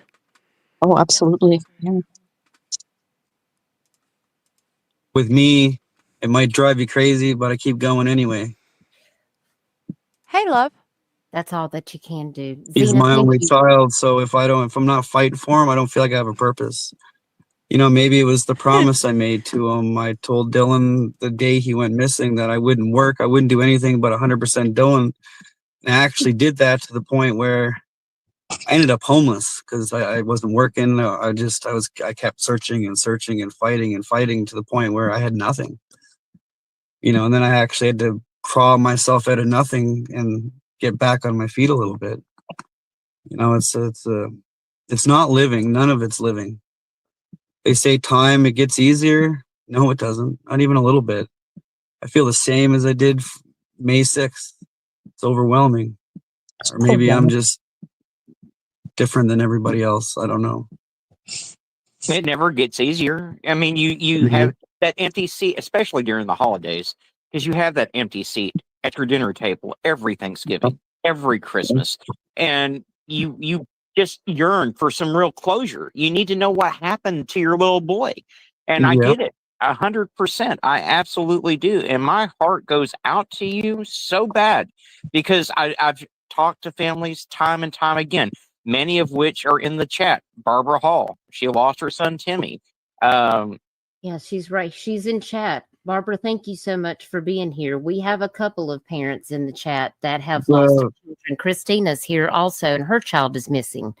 So, but not knowing is like, it's the worst thing in life. It's just, it eats you up. It's crazy.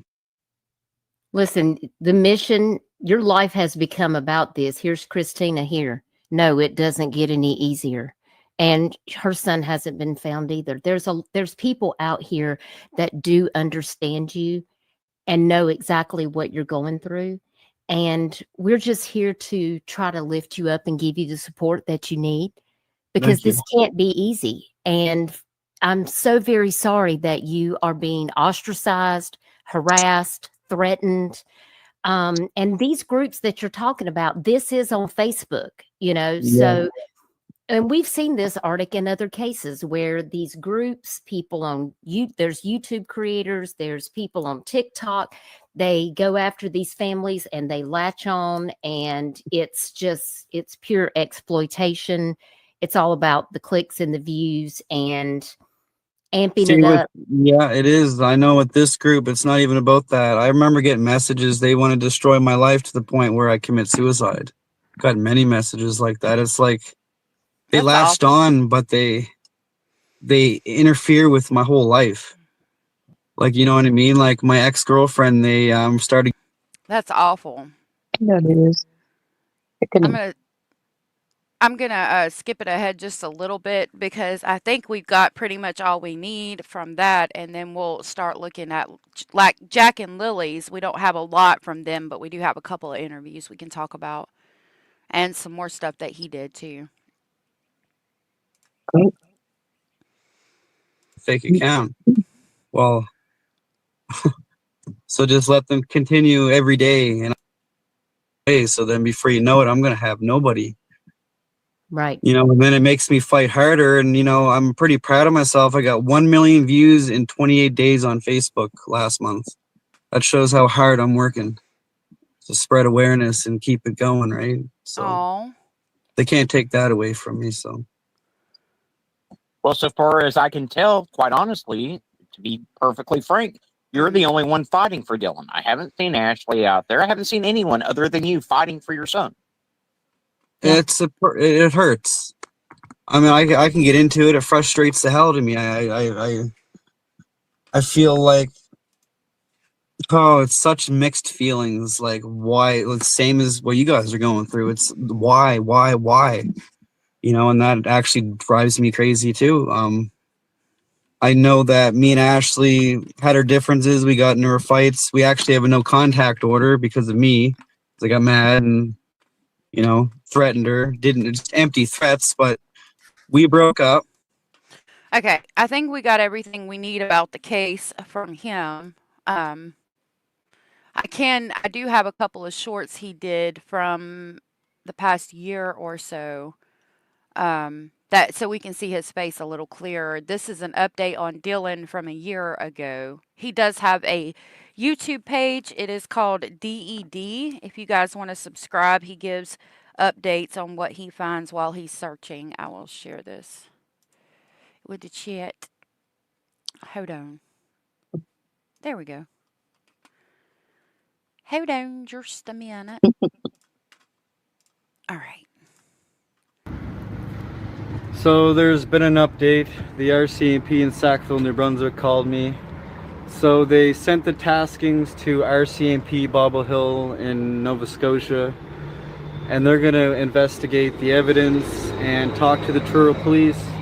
And I like that idea. I really do, because the Truro police really had no problem throwing Bobble Hill RCMP under the bus back in 2020 with their threatening emails to the RCMP and all that stuff. So I really hope they look into this evidence and take it serious, dig the spot up for the love of God, and punish these assholes. Let's bring Dylan home. He looks like Dylan. Yeah. Oh, he's got a map of Nova Scotia in that heart. Oh, really? That's what Yep. that white thing is. I White didn't know thing. that. Poor guy. Yeah. I want to show you this is what he's referencing. This was like when they were searching. This is, I guess, maybe low tide at the Bay of Fundy or the creek that leads out to it. A cadaver dog hits on something, but they never dug it up. And that's what he's talking about when he says dig the spot up for the love of God. Right, I remember that now.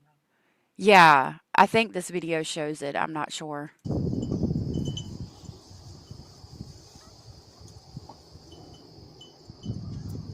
Isn't that the one where the dog went May into the 9th. water? Hi, everyone. Sorry. Yeah, that wasn't it. Let me Mm. go to his Truro, page. Nova Scotia. I'm going to jump to his page real quick because he's got a clear video of where they hit. Maybe in the shorts. It Let's try must be that so one. frustrating to feel that you have to do all the work. I know. Yeah, I couldn't imagine. They hit on a spot in this water right here. Yes, The dog does. yeah. I think he's about to do it now. No, it started over. Hold on. Hold on. Let me find it.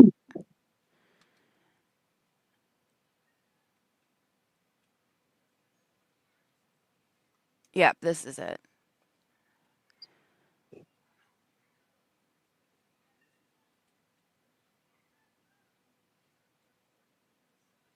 So that's him alerting on the water, but they never went back and dug up the spot. And he's even looking back, like, hello, somebody come. Yeah. You were just standing there. Like he's about to try to dig it up himself.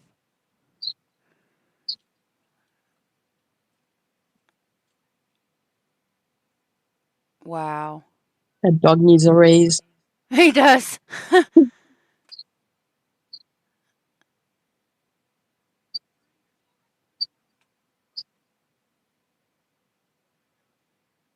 Hmm. Well, So that's part one, and then there's a part two.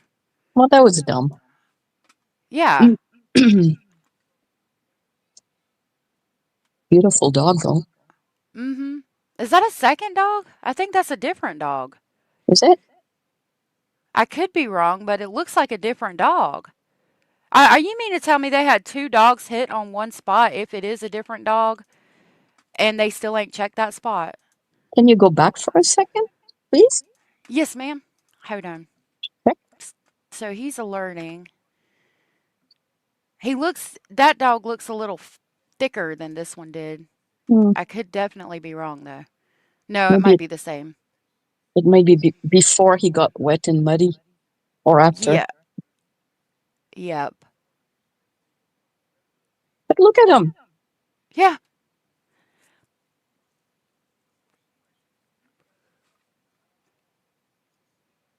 Wow. Yeah, I don't see a different dog there. I'd like to ask these people why they didn't act on this. Yeah, that's just ridiculous.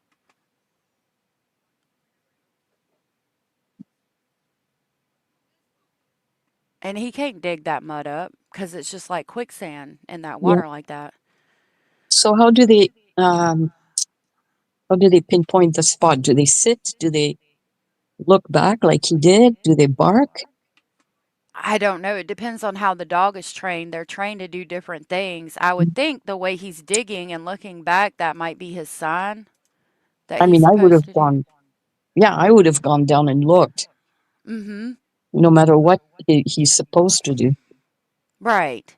Because he's doing something. He's spending a lot of time on it too. Right.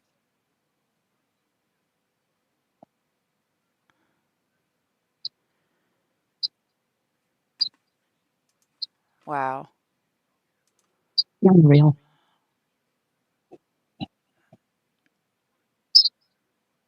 Yeah, why not check and just to be on the safe side? Oh, yeah.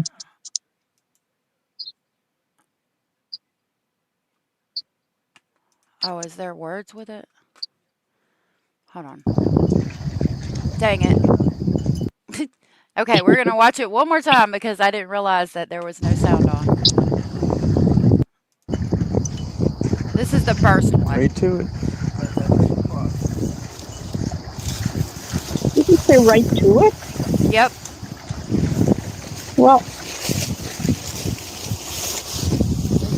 Yeah, he said right to it. The person recorded, I think that was Dylan's dad that could have been recording, and maybe he saw the dog hit there the first time and then had other people come back, or this could be the first time he was with them and he's voicing over the original audio.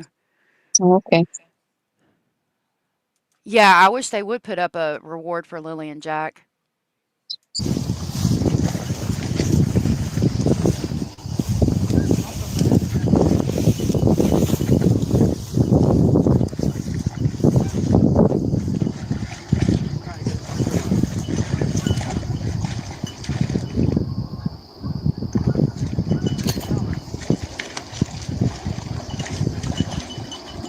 Yeah.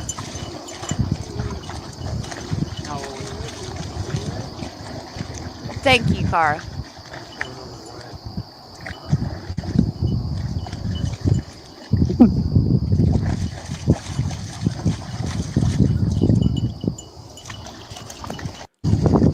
And at that point, the dog was like, well, if you're not going to look at it, then why am I doing this, trying to dig this? Exactly.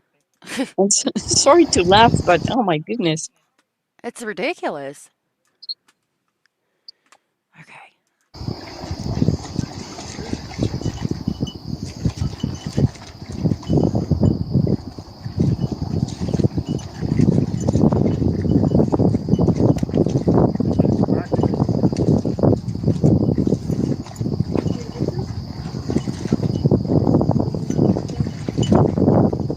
This clip is from Jason Eller's page, Dylan's father. He has this clip on his page, and that's what he was referencing in the video we just watched, the short, where he's like, come on, let's go ahead and dig this part up. I think he had to like write papers and file some kind of documents or something to get them to even consider going back to this spot to try to figure out what the dog hit on.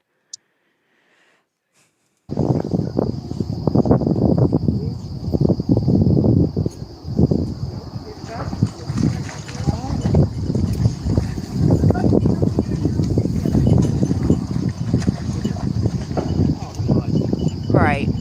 We're at the second bend anyway. There's bend there, bend here.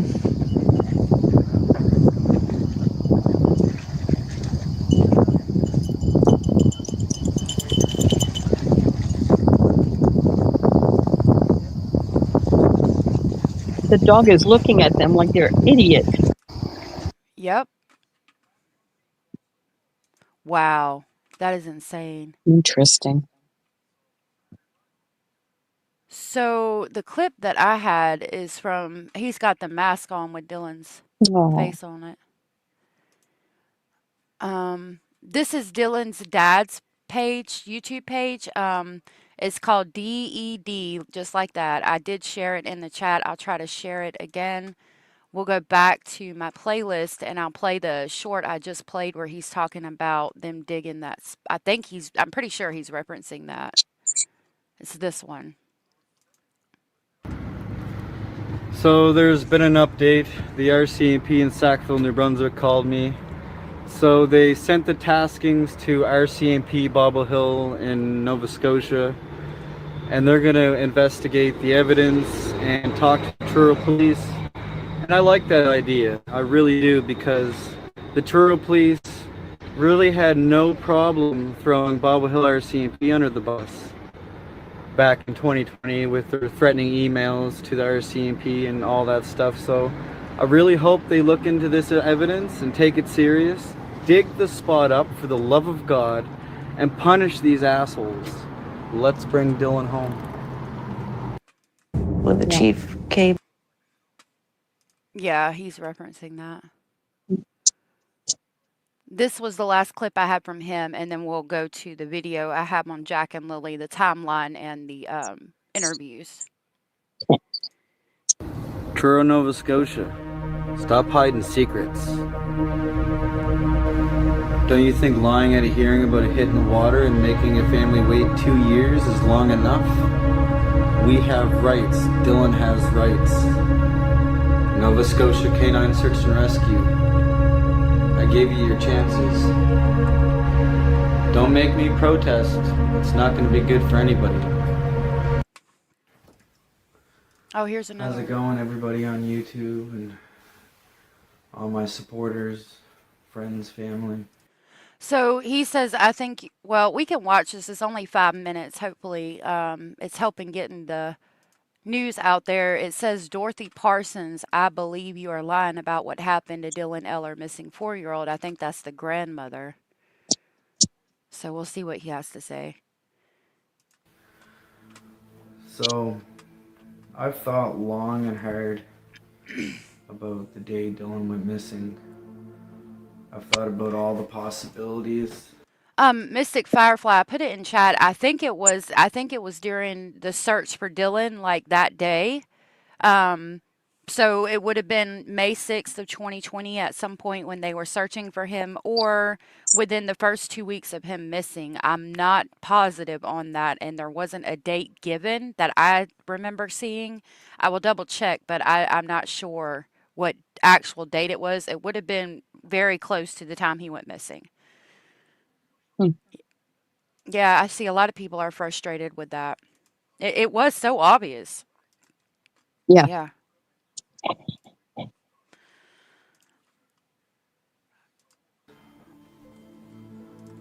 I've thought every scenario. And what I believe happened that day. So, first possibility.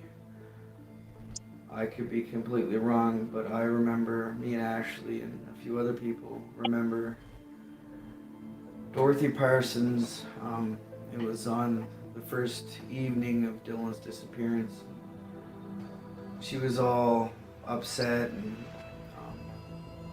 rambunctious, I guess. Antsy. She said a medium had told her to go down to the brook with her puppy. Did you say something, Abellis? I had tried to sneak away for a second. I'm sorry. No, I didn't. Okay. Abraham said, did 3 hours go by before the police was called and no one called the dad to see if he was with him? So from what I understand, they called the police and it took them 3 hours to get there because they didn't take it seriously. And somebody called the dad, but told him that he was missing, which is interesting point. Like, why wouldn't we see if he was with the dad? Why didn't we ask the dad if he had him? I missed what he said just before you stopped the video. Okay. Did you? There was a spot that was not clear. Okay. Let's see if we can get captions on too. A medium. Because a medium told her to me kind of fishing to other people? Huh. It was before that, I think. Okay, let's go back to 123. That, is it possible that when she went down with the puppy, because I mean, who would have known about Dylan's disappearance? How many mediums would have heard about Dylan at the earliest hours of Dylan's disappearance? You know? Okay.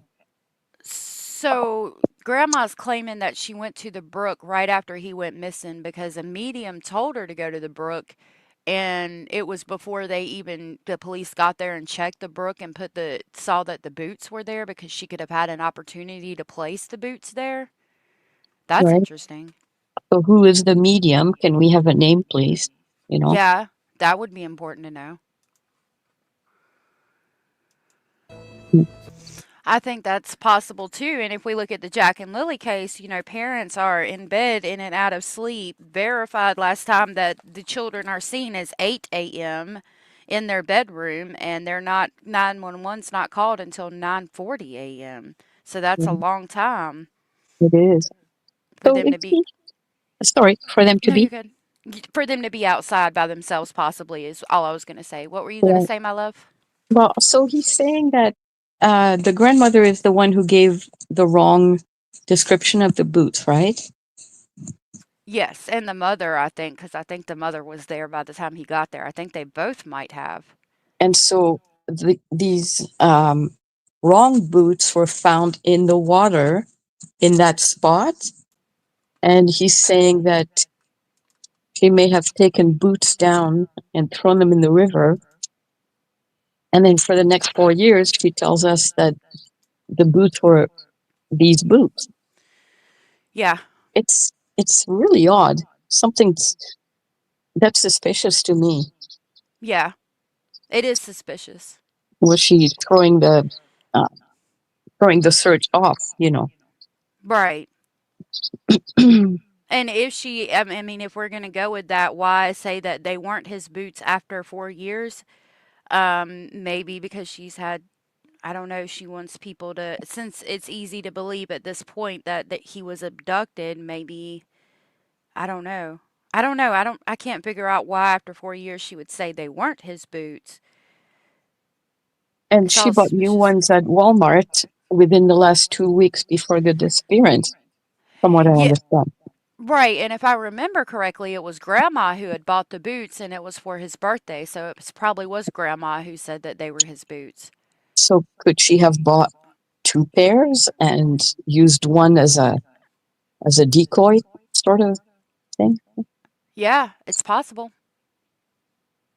It's possible. Hmm. I think he thought that at one point too, if I remember. Hmm. Or the dog got out of hand and you had to go look for the dog and you left Dylan behind. These are thoughts that I have.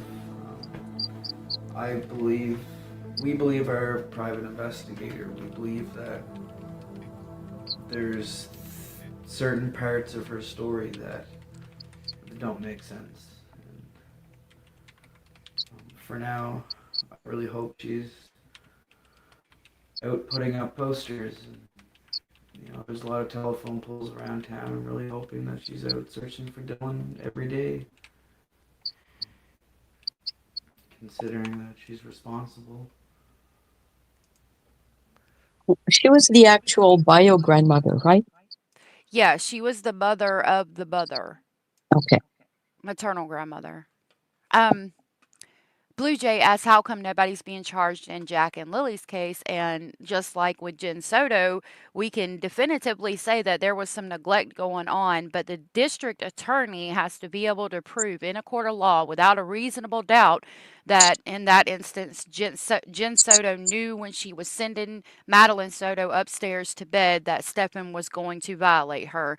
And in this case, you would have to prove that the grandmother left the yard or did something intentionally, first of all, so that Dylan would disappear, or she intentionally hurt Dylan, and it would have to be so definite that you felt like it could be proved without a reasonable doubt in a court of law. And until that happens, there won't be any charges, but that doesn't mean it's not being investigated. And same thing with Lily and Jack. There is no Yep. evidence yet Yep. that they've done anything. I shouldn't Right. say yet, but there's no evidence. Right. Hey, Kloops. Kloops said, or K Loops or Kloops, I'm not sure how you say your name, says, but what would she have done with him, though, since he wasn't found? Given him to somebody? It's possible, or since the dog hit on the water, maybe he could have left and went into the water himself. Some kind of accident happened, and like is possible with Jack and Lily, and then they're trying to figure out what to do with now that this horrible accident has happened, or somebody getting angry and taking it overboard, or whatever happened to cause a child to be deceased, and instead of calling the police and saying, hey, I was neglectful, or I was angry and I beat this child to death, or whatever happened, they decide to hide the body and say they're missing. something to that effect, I would Yeah. think. And I hope they check bank accounts to see if money has come in. Yep, that's Yeah. true. From If the they're point of, from just before the disappearance to a long time after, because who knows, somebody may, she may say, well, here's the kid, but don't give me the money until a year from now, or give me the money and I'll hide it. mhm. Who knows what these people think? I don't know. Yeah, and if they're doing something like that, it wouldn't be that hard to meet in a parking lot and exchange money, which Yeah, is sad, like yeah. actual cash. But people would see things, I don't know. In this day and age of cameras everywhere. Right.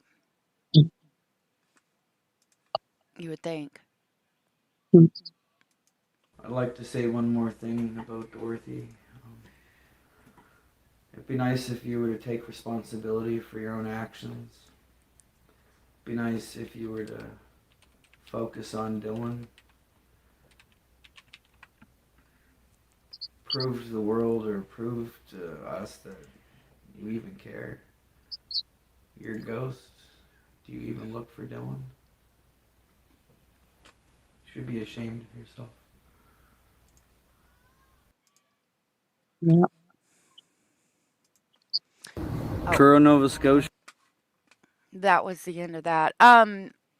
You had asked about an interview with Who's the battled high hold waters on. and You had asked somebody had asked about an interview with the grandmother and the mother, and I'm going to share the link to this documentary. I did play parts of it, but if I play the whole thing, I could get in trouble. And since this is a fundraiser stream, I don't want to get in trouble.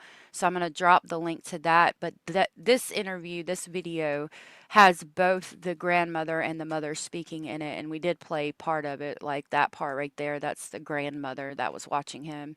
Yeah.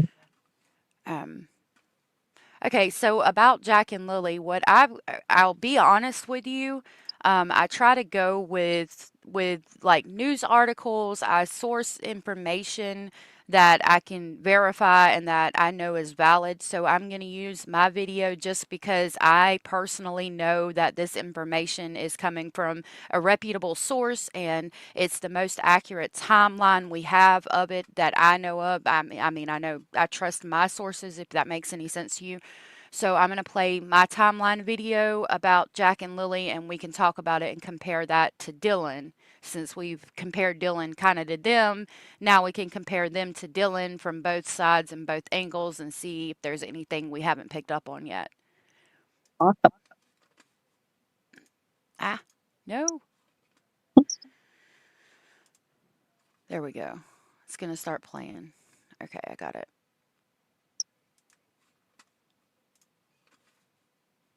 This article is from the Globe. My notes. Pink pants and pink boots. There we go. Hi, everyone. I wanted to bring you a timeline of events on the Jack and Lily Sullivan case. Here is a picture of Lily and Jack Sullivan. Lily has shoulder-length light brown hair and bangs and may be wearing a pink sweater, pink pants, and pink boots. You know, Bad Girl, it's funny that you say, why is the dad only making public pleas for Dylan? That's a good point. It appears in this case as well, it's just the stepdad who's making public pleas. So that's something I hadn't picked up on yet. In both cases, it's the dad making pleas. Good point. Yeah. Thank you. Not links, just the number? Oh, hold on, let me try again. If you're talking about that should be the link to the documentary, if that's what you're talking about. Blue Jay said, that's just insane. Kids can go missing under parents' watch with nobody being charged. They need to change the laws. Look at Summer, no justice. I mean, I agree. But it's hard to do something to arrest or press charges if you don't have evidence, Yeah.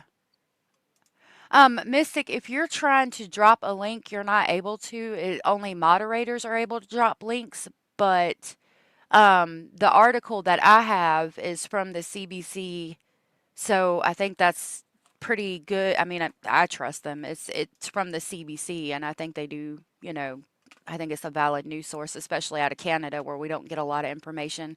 Yeah. Um, but yeah. Yeah, the CBC is the Canadian Broadcasting Corporation. It's our Thank you. national broadcasting system. Okay, perfect. Yeah, so I trust that.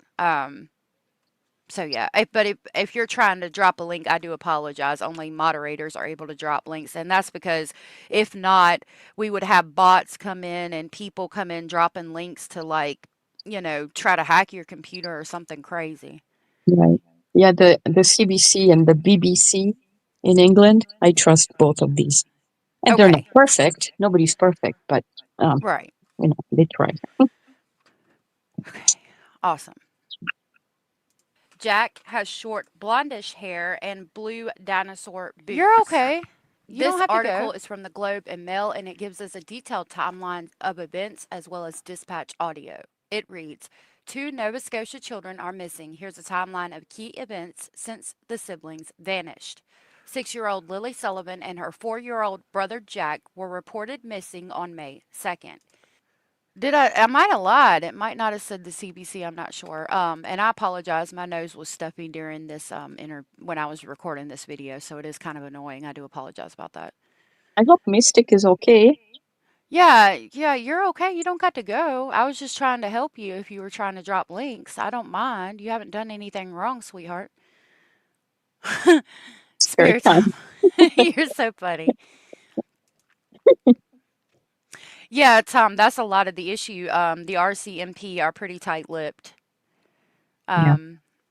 I'm wondering if they have any trustworthy, information that we don't know about behind the scenes as well.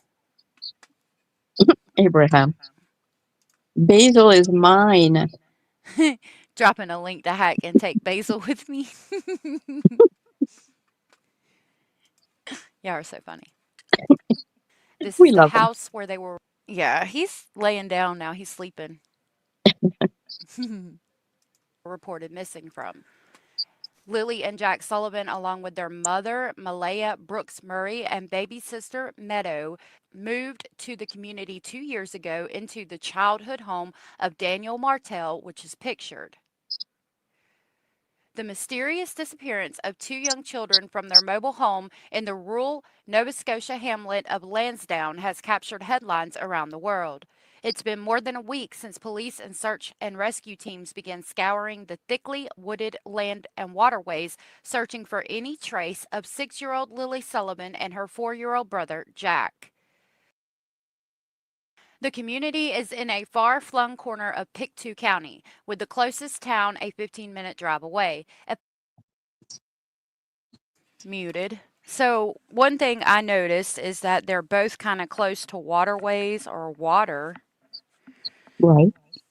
I know, like, just, watching true crime and stuff, Mr. Speculating and I have told the kid we go to the lake a lot, and just because I'm into true crime and I know how quickly children can go missing, we have to explain to them that they have to stay close because they like to go fishing and they'll tend to go further and further down. And we've had to explain to them how easy it would be for somebody on a boat to come up and just grab them and then take off in the boat and they're gone. So I think it's possible that a boat they could have taken them from the yard or from the area and been on a boat and then transported them back to the boat and took off. I mean, it's probably kind of far out there idea, but not impossible. Exactly. And if it's for trafficking, it's easy to take a boat and go to another destination. Right. Yep. Stolen spirits, I'm glad you made it back, love. Oh yeah, email it. Yeah, email it to me. That would be good. I'll try to remember to check it before I leave. Why so long for the neighbor to give trail footage? My gut tells me that Daniel knows these woods inside and out and perhaps avoided the trail cams altogether. That is my opinion. I mean, yeah, it's possible speculation, but yeah, it was quite a while that since we heard that they got the trail footage, and I think they did kind of apologize or at least admit that they should have been by sooner. We did talk about that the other day. Yeah. A few local cars, logging trucks, and the big yellow school bus are usually the only traffic to be seen. A network of backcountry roads that only the locals know crisscross rivers and dense forest that's swarming with black flies. There is no cellular service. Many of the roughly 100 people who live in Lansdowne are related and have been there for generations. Lily and Jack, along with their mother, Malaya Brooks Murray, and baby sister Meadow, moved into the community 2 years ago into the childhood home of Daniel Martell, who describes himself as the missing children's stepfather. The children's biological father has had no contact with them, according to their family. Mr. Martell's mother also lives on the property in a dilapidated camper with multiple cats and a dog. It overlooks the fenced in backyard where Miss Brooks Murray and Mr. Martell reported they must have escaped from and wandered off. Let me pull you up a better detailed picture of that area. So, hey, Content Angel, good to see you. Hey, Um, Content. you're so sweet. Um, they both were said to have possibly wandered off, but to be fair, that could be in any child's case. I mean, first you're going to think they wandered off, and then you're going to, when you can't find them, your mind's going to go to other more nefarious things. Yeah. Abraham But is right. Dan Martell is that other gentleman that was murdered. Was it Dan Martell that was killed in that whole story? who, I'm sorry, your Uh, microphone was breaking out. oh, I'm sorry. I was You're saying good. that Abraham is talking about Martell. There's that other case of another Dan Martell who was murdered. Oh, really? I haven't heard about that. Well, in the U.S., not in Canada. Oh, Sorry, my mouth is dry. I should grab a drink. oh, okay. Yeah, get you a drink. Abraham said, yeah, that's it. Okay. But he didn't even consider the trail cameras, in my opinion. Possibly not. The great aunt messages that are flying around. Tom, for which case, Lily and Jack or Dylan? Let me know and I'll try to look it up, please. I'm going to grab a quick Okay. glass of water. I'll be right back. Okay, sweetheart. And I want to discuss something with you real quick. So I have several pictures of the property. I want to show you a couple of things. First, we're going to go back to this picture and we're going to zoom in. This is the glass door that the parents report they think that the children opened and came out into the backyard and disappeared from somewhere back here.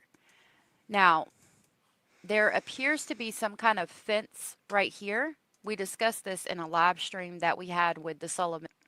Now, I have a picture. I'll try to Abellis had given it to me and it was way better, but like right, I don't know. It's like right here you can see a hammer and like a sledgehammer. There's the axe. That's like a pickaxe kind of. And then there's a sledgehammer laying kind of on the outside of the fence. If you go along this fence, you can see by the shadow of the sun, this part of the fence has like the slats in the fence, and this part does not. It's just open. There's nothing there, and you see this pile of wood here. So it appears that they are trying to build a better fence there because there is some kind of fence right here, but it appears they're trying to build a better one over here, and that made me question, had Lily and Jack gotten out of the backyard before? If I need to pull that up, I can. Tom, I will look up those messages. I'll pull up Facebook and see what I can find. I don't know that I'll be able to verify them, but I will definitely look into them. Okay, I'm back. Welcome back. Mr. Carter. Those pictures. Mr. Carter. Miss Carter? If you want to check that out. Miss Carter? I don't know. Welcome back, Carter. Oh, I don't know that. I just know that part. I don't know what I'm talking about, so you're probably right. Oh no, I'm aging myself. Never mind. You're good. This appears to be some type of fence, and there is a fence here and here. If we zoom in, we can see the way this picture was taken. The sun is giving the fence shadow line here, and so we can see the shadow of the fence, okay? So you can see all the planks in the fence right here. If we zoom in and move up right here by this back glass door, down the steps, right here, this fence, there's no slats in it. So the fence appears to be an actual fence right here, but here it's just open and you have basically the bare bones of the structure of the fence. So there's nothing keeping them from going out right here. As you can see here, again, there's shadows of the fence line, and here there is not. There is a fence over here, fence over here. This is the mother's property. Right here in this camper is where the mother and stepbrother live. She has a fenced in area around her camper as well. Here, it appears to be that if she wants to come and visit with her son or her step grandchildren, she would come out of this fence, and then it is open here. She would go here, walk around the backside of this playhouse, and then walk the well-worn path to the trailer where they live.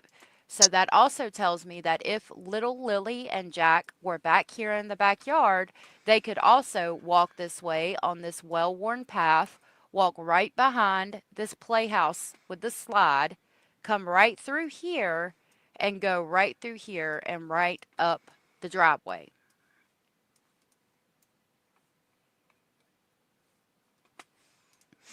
I want to know more about the step grandmother and the brother living in the RV as well, Ron. Abellis and I were talking about this on another stream and wondering how it was that they left and they didn't hear anything.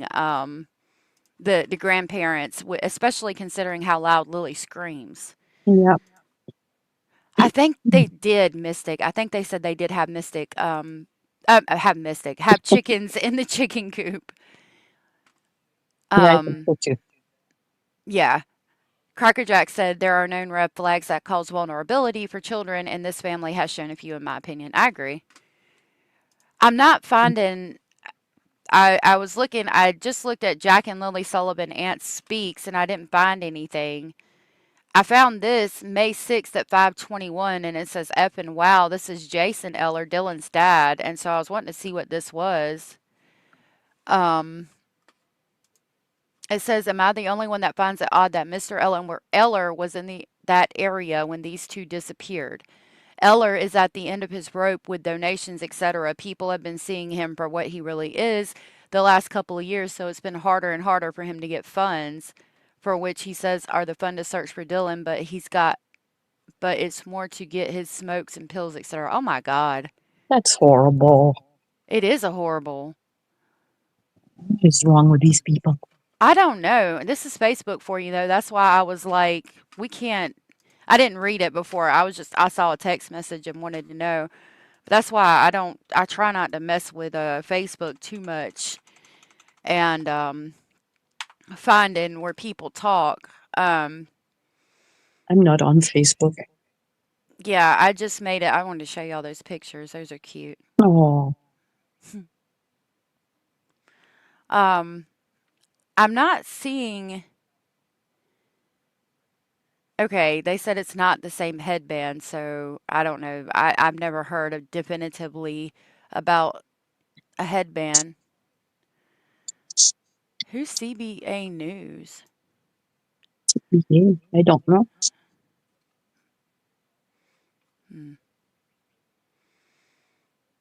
That's about the trail cams. Is the niece of Tanya Jean Brooks. Okay.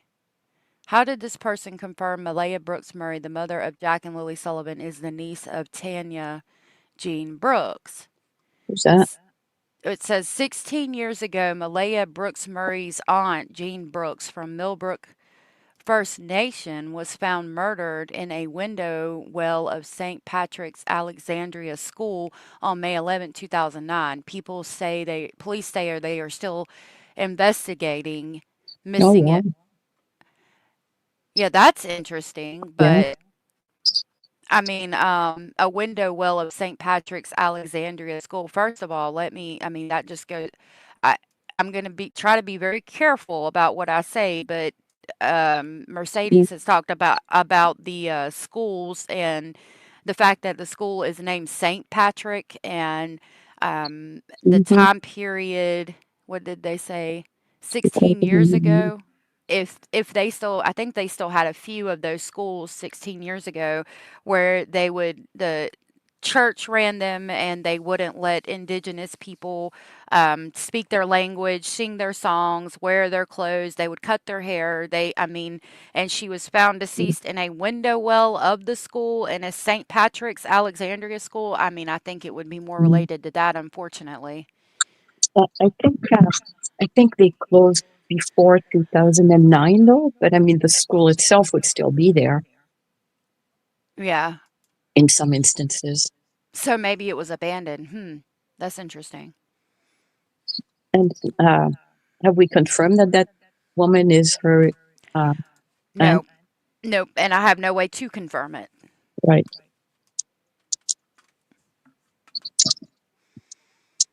I sent the okay. See, I don't. I have to be careful, so I'm going to get off of Facebook and go back to my verified stuff. But I'm not. I haven't seen anything about the ant. I can't verify any of what's said on Facebook, unfortunately. So for now, we just have to put a question mark beside it. Yeah. That's another picture of the house. Here's another picture of the backyard. If we zoom in again, you can see the fence over here where it's just open and that's bare bones. This does appear to be some type of fence, but I don't know how well it is and what all it's doing. If we talk about the door that they went out, supposedly, there's a sliding glass door here.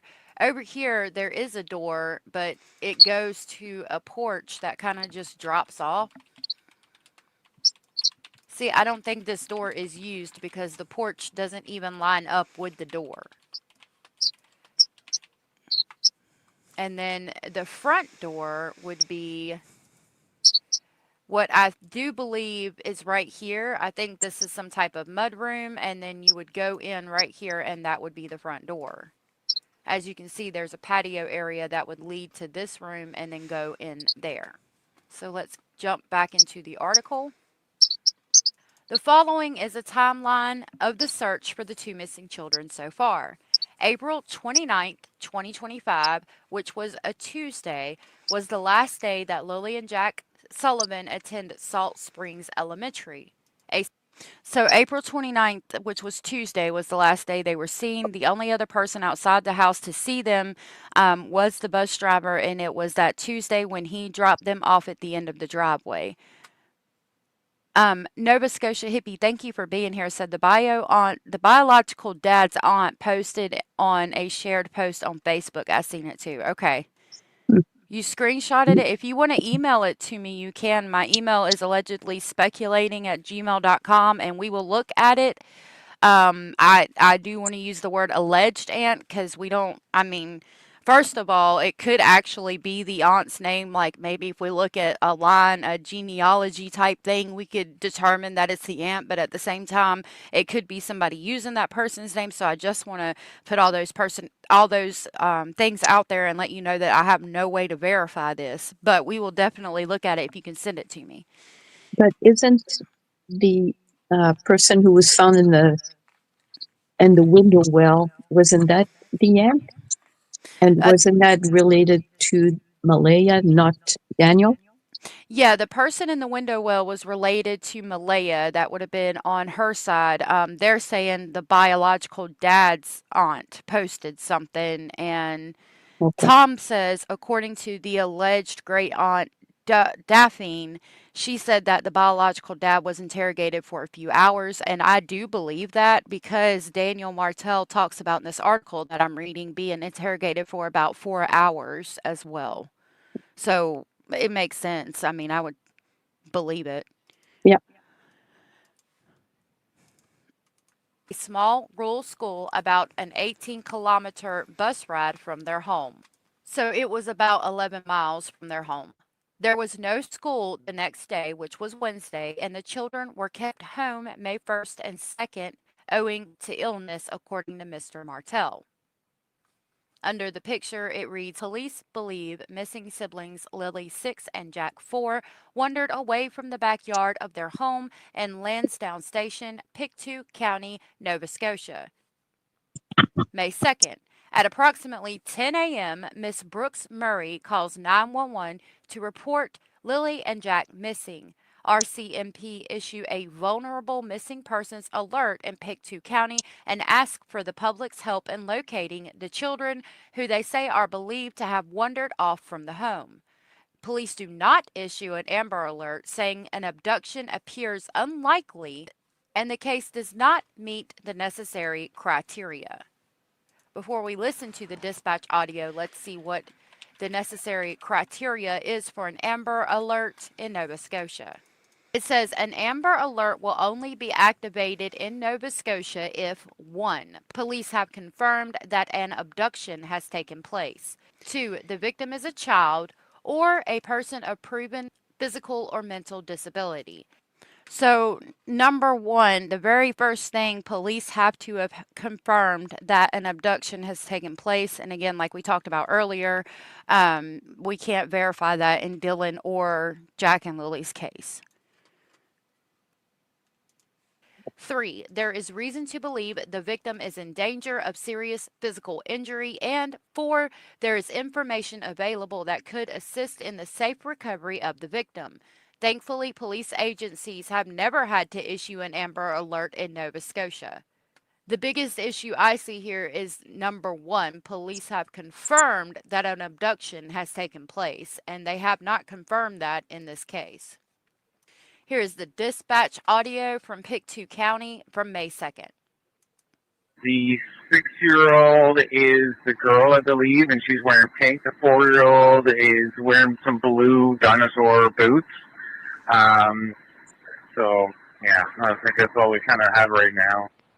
I asked the risk manager if he wants Constable Mason to depart there to go get some phone service to send those images or not.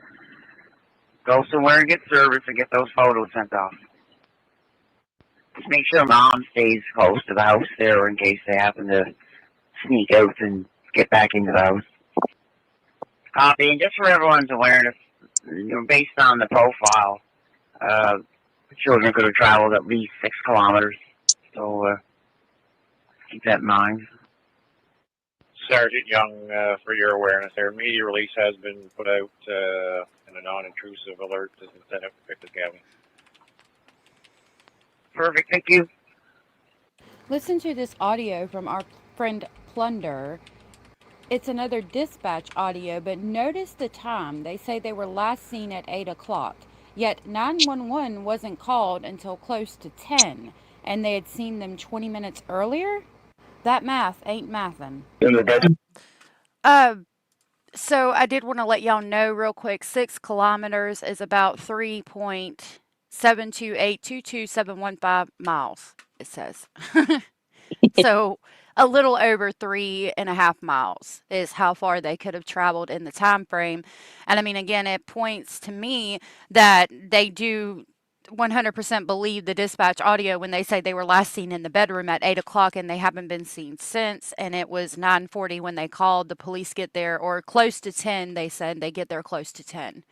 That could be enough time for 2 little ones to travel that far, maybe. Right. I don't know. It's an awful long ways, in my opinion. It is, and little kids like that, they wouldn't be walking in a straight line. No. With purpose, like just walking straight ahead for 6 kilometers. Right, and we learned more about that in the last live we did on that with the lovely app that Abellis gave us called Lost Person Behavior. They would be zigzagging, looking at animals, looking at different things, and not thinking about how to get back in things. Yeah. We called this morning and they haven't been seen since then. I need to get a good statement and figure stuff out. May 3rd, 2025, RCMP issue a quote, broadcast intrusive alert, unquote, a public cell phone notice that the children are missing to people in Antigonish, Colchester, and Pictou counties. The Mounties Major Crimes Unit becomes involved in the investigation. May 3rd, 2025, Ms. Brooks Murray and Mr. Martell attend a briefing at the Search and Rescue headquarters on nearby Lansdowne Station Road. Mr. Martell says Ms. Brooks Murray leaves midway through the update to sit in the back of an ambulance. She departs with her mother, and Mr. Martell said he hasn't seen her since. She cuts off contact with him after this. Now, another thing that is similar about both cases is that the parents were feuding somewhat at the time or shortly after the time the child went missing. But again, that can be normal. A child missing is going to be a very extremely high stress situation and cause a lot of hostility, especially with the last parent to see the child. Definitely, yeah. Hannah, what happened? Oh. What happened at the parade in Liverpool? Oh my God. I hope not. Please don't tell me. No. Jesus. The king is in Canada today. The king is? Oh, yay. King of England. Yay. Yeah, I had to wear my tuxedo tonight today, so. Oh, did you? I did the dishes and everything just in case he shows up, you know. Yeah, got to be prepared. Yep.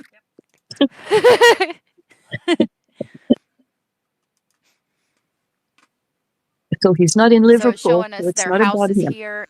Sorry, love. He's not in Oh, Liverpool, and it's not what? it's not about him, the king, so. Go Yeah, ahead. that's good. Somebody drove into the crowd deliberately. Mass casualties, apparently. Mhm. You be safe, Hannah Yeah, and please be safe. Jackie, our UK people. Yeah, please be safe. That stuff is crazy. Parents' timeline is sus and a bit sketchy, but that still doesn't make both of them culpable, in my opinion. I think they're trying to cover up uh, for bad parenting, not necessarily something nefarious. Mystic said, where did he land at? Oh, he's in Ottawa. He's going to do the speech from the throne tomorrow. Okay. I really believe if they had done what the parents requested, the children could have been located. That's true, because the parents were saying to lock down the borders and everything pretty much immediately, and I don't know if they did. Yeah. Or if they go to Lansdowne Station, which is over here, and right here is the search and rescue headquarters. And there's the location of the lake they've been searching with divers. Rain complicates the search efforts as search and rescue teams work through dense forest and boggy conditions. Drones equipped with infrared technology are used at night to look for any traces of the children. May 4th. Mr. Martell speaks to the Globe and Mail about what happened on the morning the children went missing. Quote, Lilly came into the room multiple times. I seen her that morning and Jack was out playing in the kitchen, I'm guessing. And they slid open the back sliding door. It's almost like silent to hear it sliding. They slid it open. The boots were right beside the door, and they proceeded to, I'm guessing, play outside. They must have gotten through the back fence, and then they were gone. As soon as I seen they were gone, immediately jumped in the car and did all the dirt roads, all the culverts, checked over rivers and streams. As soon as I got home, 10 minutes later, I headed out on foot, unquote. There's Mr. Martell, stepfather to Lily and Jack, and that's him speaking to the Globe and Mail at his home in Lansdowne Station, Nova Scotia. The RCMP requests the help of the Nova Scotia Guard and provincially organized volunteer group to aid in the search. More than 160 people, assisted by helicopter, drones, and tracking dogs, eventually take part in the effort to find the children in a heavily wooded area around the family's home. Now, this is different because they got search efforts up there immediately, which we've discussed already in this live. They in the dispatch audio that I have on my channel, they talk about searching the home again, searching the property again, the drones, the infrared, the helicopter flying around the lake. Like they were out there and on it pretty quickly. Yeah. Mystic, you're hearing my sparrows. Oh, really? Yeah. Okay. I thought it might be feedback. No, it's the babies. They have babies and they're feeding them and they're right. Oh, And they're chirping from 3 o'clock in the morning until dark. oh. That's sweet. I hate that it's so long. I hope it doesn't keep you up, but I love birds. It does, but that's okay. They're cute. Oh. Seems so strange to leave the property so quickly and not search the immediate area in the woods. I think that's what he means. That he jumped and just went and searched around immediate. I like the culverts and things in the area. And again, if I reference the fence, and I can pull up that image that Abellis made for us where it shows that, I mean, but you can tell it looks like they're building it. I truly think that the kids might have gotten out before and went into the woods. And so he thought it was that kind of thing again. But it ended up being worse this time and they weren't able to find them. Yeah, because that other fence they have is just a makeshift fence, it looks like. Mm-hmm. Yep. You know, maybe in the wintertime, maybe they had another fence there before. And in the wintertime, it might have come down with the snow and wind and whatever. And Right. maybe they made a makeshift fence and then decided to build a new one. Yeah. Makes sense. May 5th. Searchers find no sign of the children despite heavily scanning a 4 square kilometer area around the mobile home. A report that a child's boot print is found nearby sparks some focused searching in that area. May 6th. Police take Mr. Martell to the Pictou County District RCMP detachment in the town of Stellarton, where he is questioned for 4 hours. He said he was asked to go over details and timelines to the minute and draw on maps where he thinks the children could be. Quote, they're easy on me because they know I'm telling the truth about everything, unquote, is what he said. And that's the station where he would have been questioned at. Now, with you guys talking about the aunt saying the biological father was questioned, I genuinely do believe that because he's been questioned. The mother's probably been questioned, but she's only done that one interview, so she wouldn't be coming out and talking about it anyway. And I think they said that they had tips, like over 160 tips, and they had 39 people that they were going to talk to. So I think it's very plausible that he was questioned. But Jack and Lily's bio dad is here in British Columbia. So Yeah. I mean, but at this point, with them being missing so long, they're probably checking all avenues, maybe? oh yeah, definitely. I mean, just because he's here doesn't mean he didn't send somebody to go get his kids or, Right. you know. Mm-hmm. Lord, you scared me. Here you go. The chief of the Spika Nakate First Nation, Michelle Glasgow, addresses speculation around the case and asks people to, quote, refrain from jumping to conclusions or sharing unverified information, as this can complicate the efforts of the multiple agencies involved in the ongoing investigation, unquote. She says the children's maternal grandfather is a member of the Mi'kmaq community. Amy Hansen of Colchester County. I tried to say that the right way. I hope I did. Yeah, you're doing good. Mystic is asking, what do I know about the bio dad? I just know that he was involved with the police here in BC in Prince George. Oh, Prince George, right.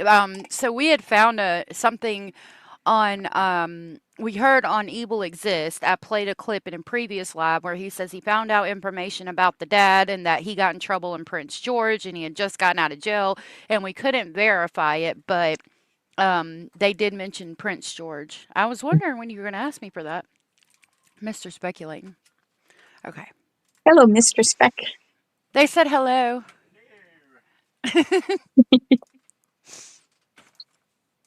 Ground Search and Rescue says the search has been, quote, exhausting, unquote, and thorough despite the difficult terrain, and that volunteers are not giving up hope of finding the children.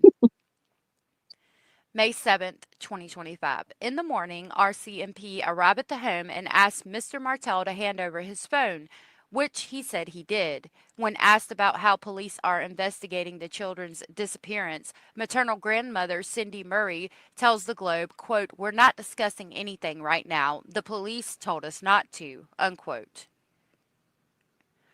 RCMP scaled back the search for Lilly and Jack, acknowledging it's unlikely the children are still alive. Quote, "We're not packing up and we're not giving up," unquote, says Staff Sergeant Curtis McKinnon, District Commander for Pictou County District RCMP.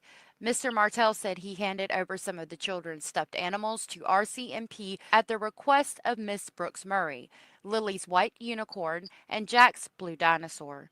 He said he also gave the police the baby's white giraffe and the mom's pink bear. Mr. Martell told the Globe that police advised him they were bringing in cadaver dogs and RCMP divers to search nearby Lansdowne Lake. Hey Annie, they do mention it, Mystic. I'll try to find the name of who they assume to be the biological dad. Is it Cody? Cody Sullivan? Cody, yeah, I think that's it. Cody Sullivan. That's what we heard. Yeah, I kept thinking it was Jim, and I still haven't figured out why I thought that. It might be because we can't really verify that stuff, but yeah, Cody Darrell or Cody Darren, something like that. Okay. Yep. May 8th, 2025. RCMP searched the dense forest behind the home in a helicopter. Plainclothes investigators arrive again to speak with Mr. Martell. Quote, "Basically, at this point, they just want to look at any tech that could help match up any phones that came into the yard," unquote, he said. That afternoon, a friend drives him to the Children's Protective Services office in Stellarton, where he requests to see his 16-month-old daughter, but is denied. Quote, "As of now, I can't be around Meadow," unquote, he said during an interview the following day. Quote, "With the kids going missing, Children's Protective Services wants to keep a tight leash on everything," unquote. So that's another thing that's different. There is a younger sibling in this case, whereas with Dylan, I'm not sure if there's a younger one or not, but not that I've heard of. Right. And Katie, I could be completely wrong about Cody. It's just sitting in my mind somewhere. Right. I think that's what was said, but again, I can't verify it. So that's what's being said. I personally can't verify it. That doesn't mean that it's not true, and it doesn't mean it is true. This picture says, "Toys dot the dense woods just meters from the home of the missing siblings where RCMP search efforts are underway." School board staff say teachers and students at Salt Springs Elementary have been provided with psychologists, counselors, and other resources to help, quote, "with questions and providing calm coping strategies during the difficult time," unquote. Let's talk about the school bus driver and what he had to say real quick. So here's what the bus driver said. This is also from the Globe and Mail, and it's titled, "Disappearance of Two Children Has Rocked Rural Nova Scotia Community." Here's the bus driver. Bus driver Brian Ward shows where missing children Jack 4 and Lily Sullivan 6 sat on his bus on May 8, 2025. Every day this week, the children aboard the big yellow school bus peered out the window as they passed the white trailer on the side of Gerlach Road. Quote, "Have they found Jack and Lily yet?" unquote, they asked bus driver Brian Ward every afternoon. Quote, "Not yet," unquote, Mr. Ward says as he told the children. quote, the police are doing everything they can, unquote. Lilly and Jack's seat in the front to the right has sat empty with their names still taped above it since April 29th, when Mr. Ward last dropped them off at the end of the dirt driveway after school. The case of the missing siblings, 6-year-old Lilly and 4-year-old Jack, who disappeared from their home without a trace nearly a week ago, has rocked the rural, sparsely populated community of Lansdowne, northeast of Halifax in Pictou County. Quote, I'm devastated. I'm absolutely devastated, unquote, said Mr. Ward, whose children are friends with Lilly and Jack and often sat with them on the bus ride home from school. Quote, I can't even sleep at night, unquote. Both kids attend Salt Springs Elementary School, a small rural school about a 20-minute bus ride from their home that serves 86 children from communities across southern Pictou County. The school has been provided with psychologists, counselors, and other school board support staff to help, quote, staff members and students with questions and providing calm coping strategies during this difficult time, Central Regional Center for Education spokesperson Jennifer Rogers said. Mr. Ward said he headed into the woods on his ATV to look for Lilly and Jack as soon as he heard the children had been reported missing on the morning of May 2nd. RCMP have said they believe the children wandered away from the home. He described the kids as full of life, always. So that's another thing that's similar as the RCMP describing all of the children as going away or, walking away from the home. But again, that could be just coincidence because initially you're going to think any missing child just kind of wandered away. Yeah. I find the bus driver a bit too vocal for my taste, but you think that's so? me. You know. A lot of people have said that the bus driver is weird, and I keep hearing things about his brother, which is weird. So y'all could be on to something. Yeah, the bald mustachioed man still thinking about that.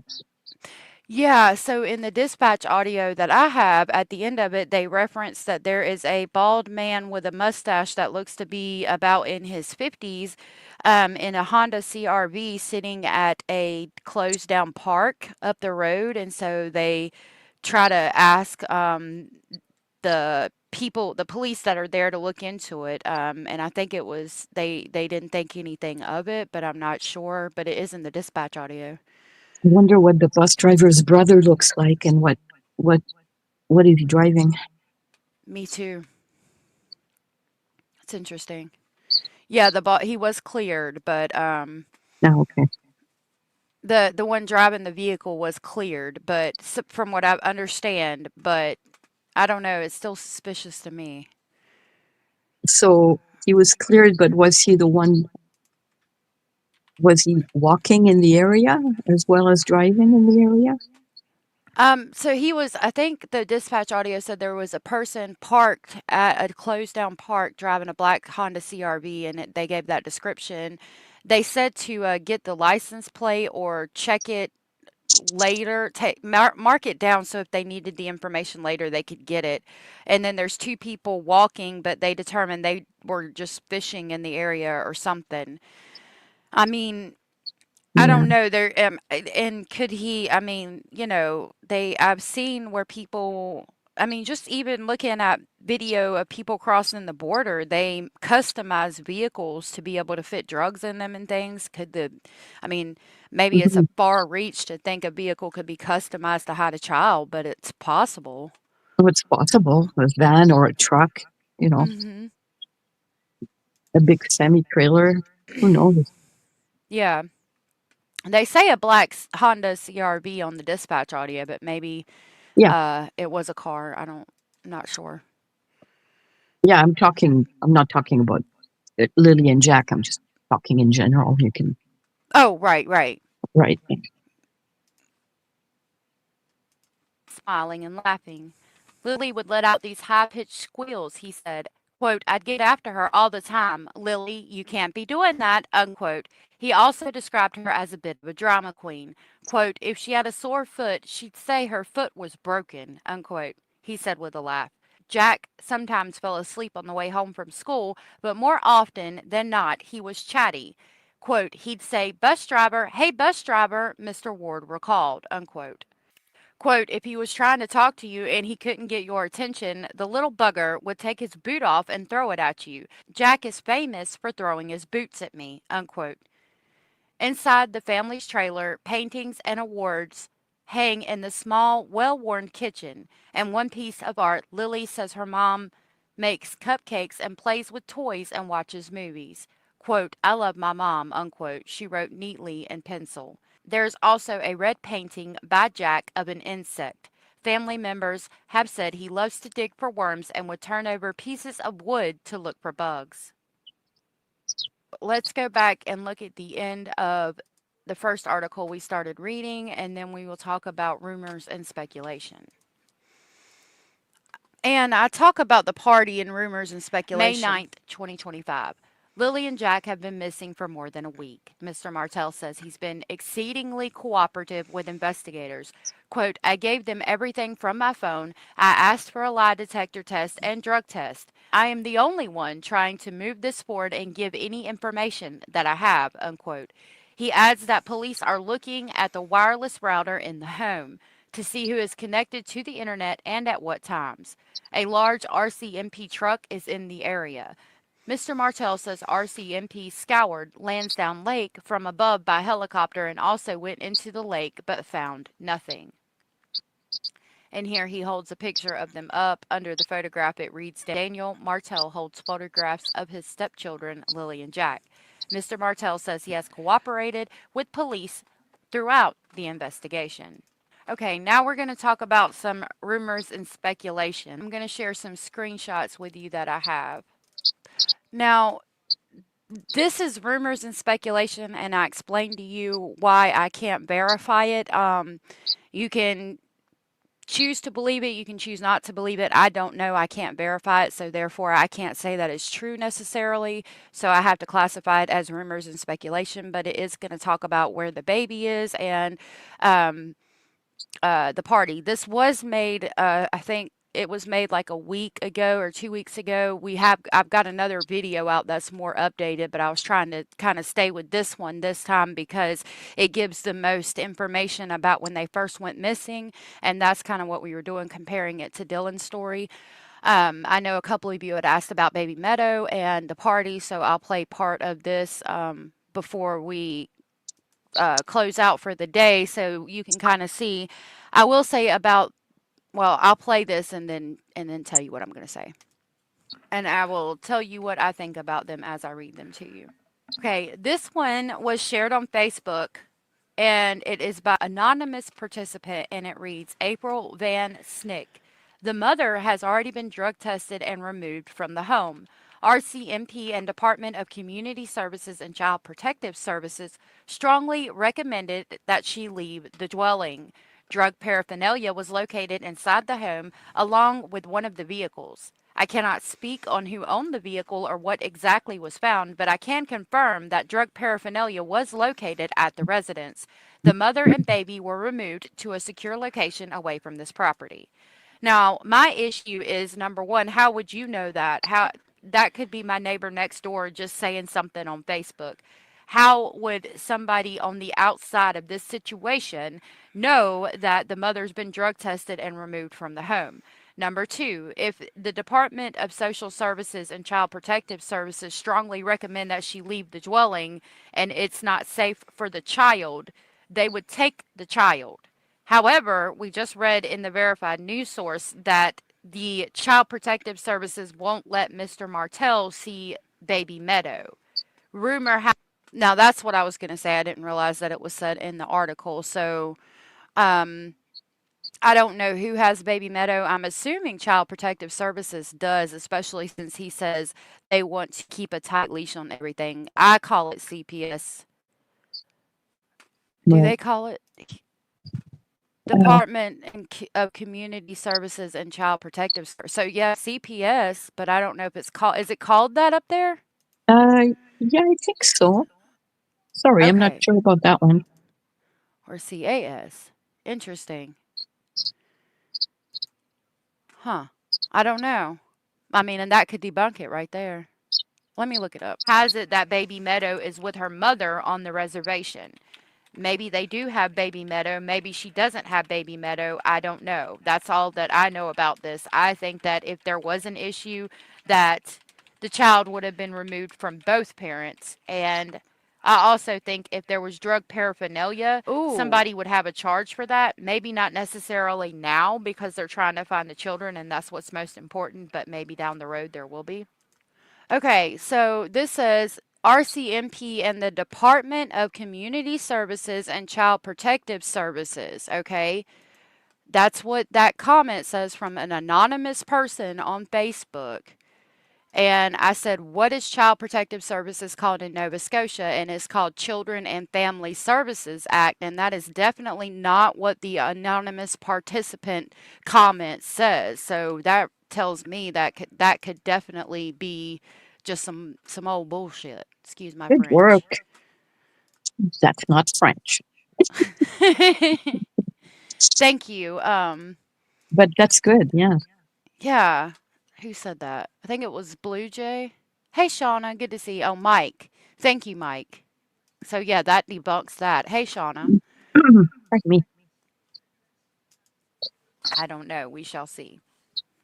So, this person posted on Facebook and said, they live 500 feet from me, eh?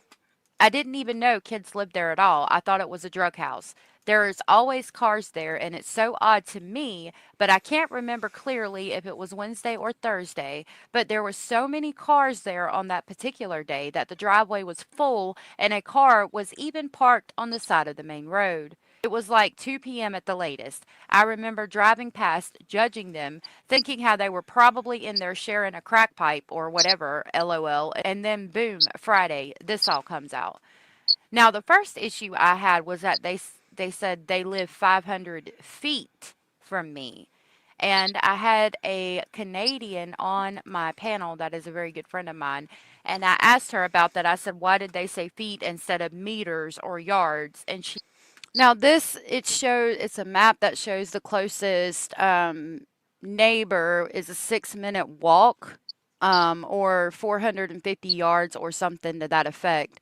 Um, and I talk about that for a minute, but the other part that we were when we were talking about this, it just seems weird. Like, why would you wouldn't start with they live 500 feet from me, eh? Like that sounds like somebody trying to sound Canadian that's not Canadian to me.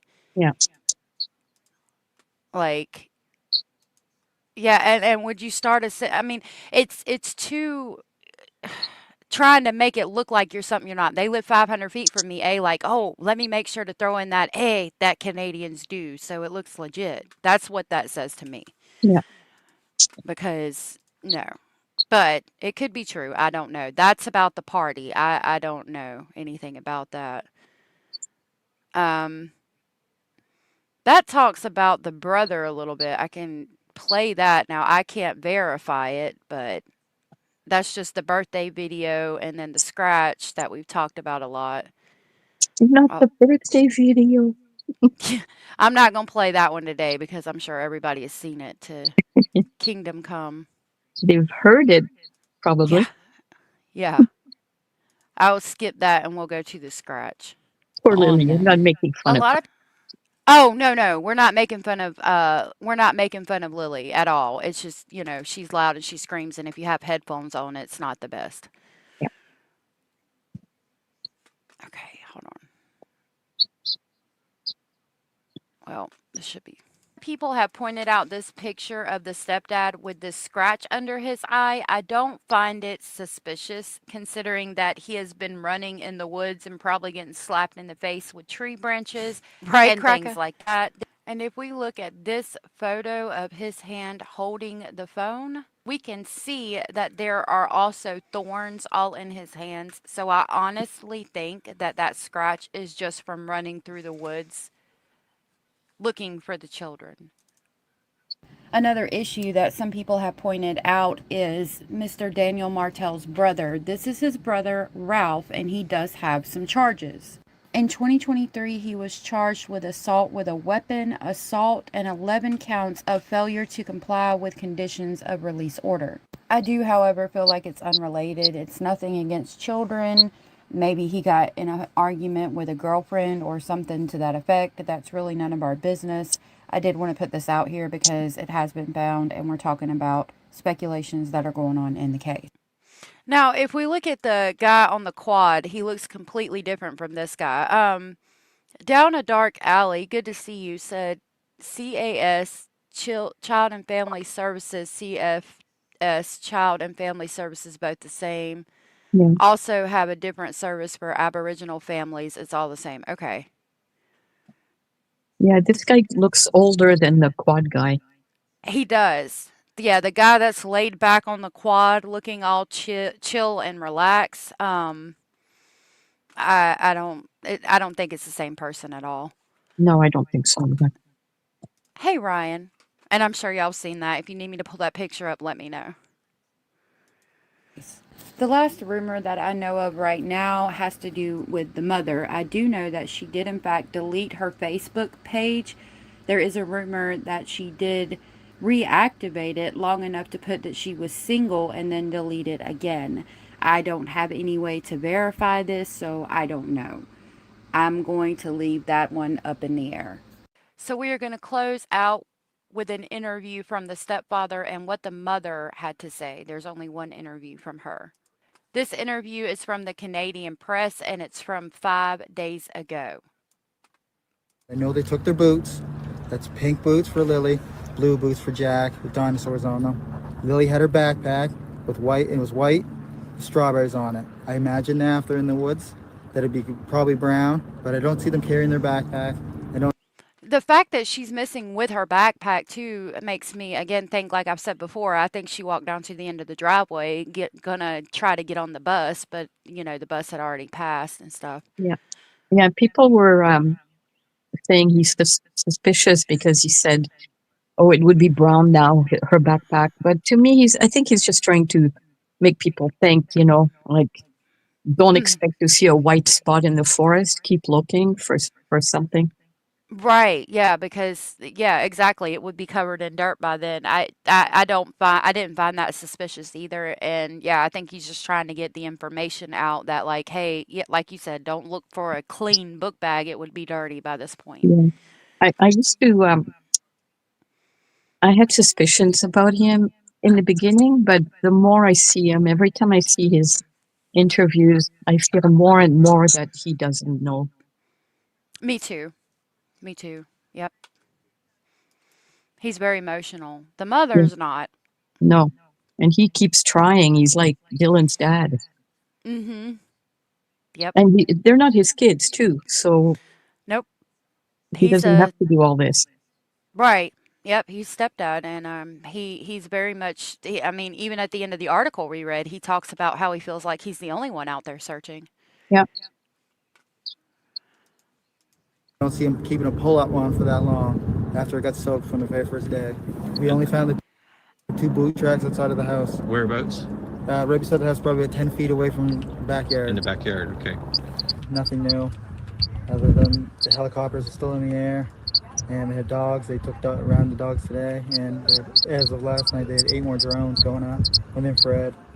I urge the public to come out if you have anything, come out as fast as possible and get it to any detachment or any police service that you have available to get to talk to. And Jack just absolutely loves bugs, dinosaurs, anything like that. But Lily loves girly things, but she also loves doing everything with Jack, bugs. They're like best friends, not just brother and sister. Here is the mother's interview. And I want them home. What happened was we woke up, I heard them playing in the next room beside us, and I was drifting in and out of sleep, and they're not the type of kids that we tell them not to go outside on their own. We always make sure that we're out there with them, watching them, and they happen to just get out that sliding door, and we can't hear it when it opens, and they were outside playing, but we weren't aware of it at the time, and the next thing we knew, it was quiet, and we get up, and I tell him, my partner, Daniel, I tell him, do you hear the kids? And he says, no. and we get up instantly. We're looking outside, we're looking everywhere, yelling for them, and I instantly just call 911. I just had the instinct I needed to call. They're both really go-lucky children. They're so sweet. They talk to anyone. They'll talk your ear off. They will speak to anyone in a store. Everyone. They're just extremely sweet kids. I appreciate. I think, again, a lot of people have questioned her saying about talking to anybody in the store and they're really sweet kids. I think that she was, again, just trying to push the narrative or trying to get people to understand that they might have, like, it was a very legitimate concern that they had been abducted. So she wanted to put that information out there since the police weren't. Yeah. Um, Horse Lover said heard them drifting in and out of sleep. They got out but weren't aware at the time. The instinct, talk your ear off, strange, all strange. Yeah, I could see strange terminology. A lot of people have questioned that.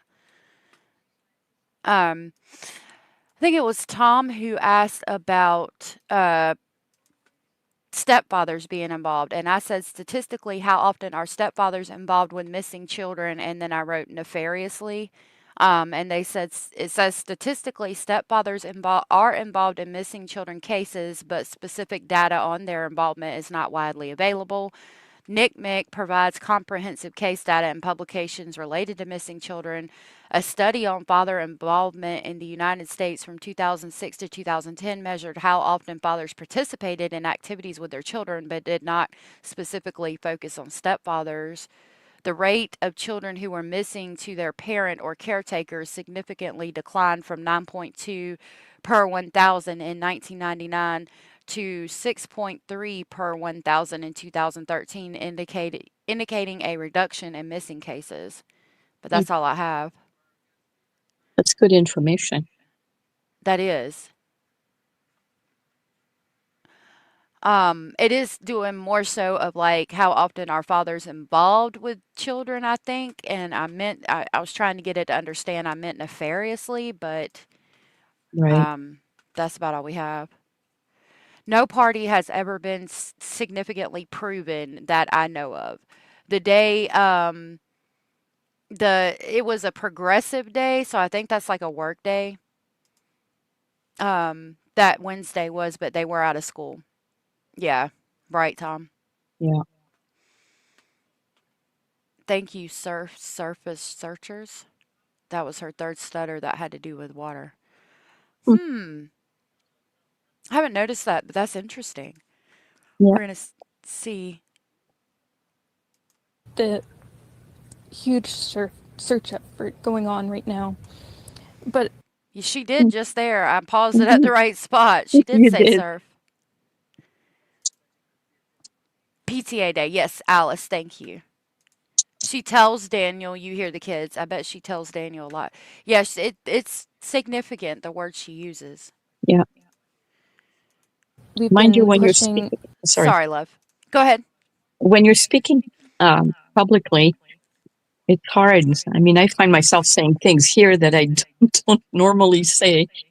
Yeah. And, you know, she's nervous. It's the only interview she's done, as far as I know. She wants to, you know, if she hasn't done anything, if she doesn't know anything, it's hard to try and explain every detail in a short amount of time.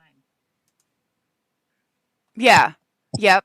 And we do need to keep that in mind. I get nervous up here almost daily. I get nervous when people come up too, because I'm so scared I'm going to cut y'all off like I tend to do unintentionally. Yeah, so she might be just nervous. Don't worry about that at all. It's good. You're good. Oh, thank you. You're good too. Thanks. For an Amber Alert, which hasn't been issued, not just that they could possibly be abducted, which it is a possibility that they could have been, but just an alert to let everyone know that they are missing. We had people text me saying that they weren't aware someone else let them know that they were missing, and it would just be nice if everyone could be alerted We thought maybe that we found tracks, but Bye, Joy and Blue Jay. We're about to end it for the day anyway. But Bye, thank guys. y'all for being here. it's still uncertain. It's been raining and they're probably soaking wet, but with the sun today, I'm hopeful that they are feeling warm. We're all filled with pain and sorrow because we just want them found. We want them home. Everyone loves them. They are definitely verbal and they do have possible autism, but it's not extreme autism. It's just they have issues with school and they don't catch up with the other kids. I just want to remain hopeful. But there's always, in a mother's mind, you're always thinking the worst. Last night was one of the worst nights because I didn't have them in their beds. And I don't want to go through that another night without them. My issue with her interview is the fact that you heard them in the room playing. I was cutting out at the end of this, but I'll play this. Sorry about the cutting out part. But then you didn't for about 20 minutes. And then they went outside, but the father has referenced them going outside and always having to tell them to shut the door behind them, which tells me they played outside by themselves. And this one time that they miraculously did shut the door also happens to be the time they go missing. Doesn't make a lot of sense to me. Thank you for watching this video all the way. Yeah, so again, like I said there, the biggest issue is that they go out the sliding glass door. He always has to tell them to shut it, and it's miraculously shut the same exact time that they miraculously go missing. Yeah. I saw the cadaver dog running on the railroad track too. Did you notice that? I did. I didn't. I know what you're talking about now that you said it, but yeah, I didn't think about it before you said that. Mm. Interesting. Oh, Bye. those little kids. Yeah, I hope that they're found. I hope all of the kids are found soon. Yeah. Bye, Red Moon. It was good to see you. I want to thank you all for being here. And thank you for helping us do our first fundraising stream. Thank you, everybody who donated. That was so amazing. I'm going to see what I can also donate myself as well. Yesterday was National Missing Children's Day, and I did not stream yesterday, so we did that today. I do think that like ad revenue and things from this video will go as well. So even just watching the video and clicking the thumbs up is going to help donate to National Center for Missing and Exploited Children. So I appreciate everybody so very much. Thank you. That's awesome. Yeah, I think so. So I'm happy. should I jump off then? Yeah, sure. Thank you for being here. I appreciate it. I love you so much. You're so knowledgeable and you're so Oh, sweet. I love you too. Thank you for having me. I'll jump Yeah. off. See you Okay. soon. All right, sweetheart. Bye. Bye. Bye. Bye, Basil. He says bye. Yeah, I think more water needs to be searched. But to be fair, in the dispatch audio, they got on that water real quick. They had divers in the water pretty much as soon as they got them out there. They had the helicopter flying around the banks of the lake immediately. But I mean, then again, if you want to talk about when they were actually called, supposedly the last time they were seen was 8 o'clock that morning in the room.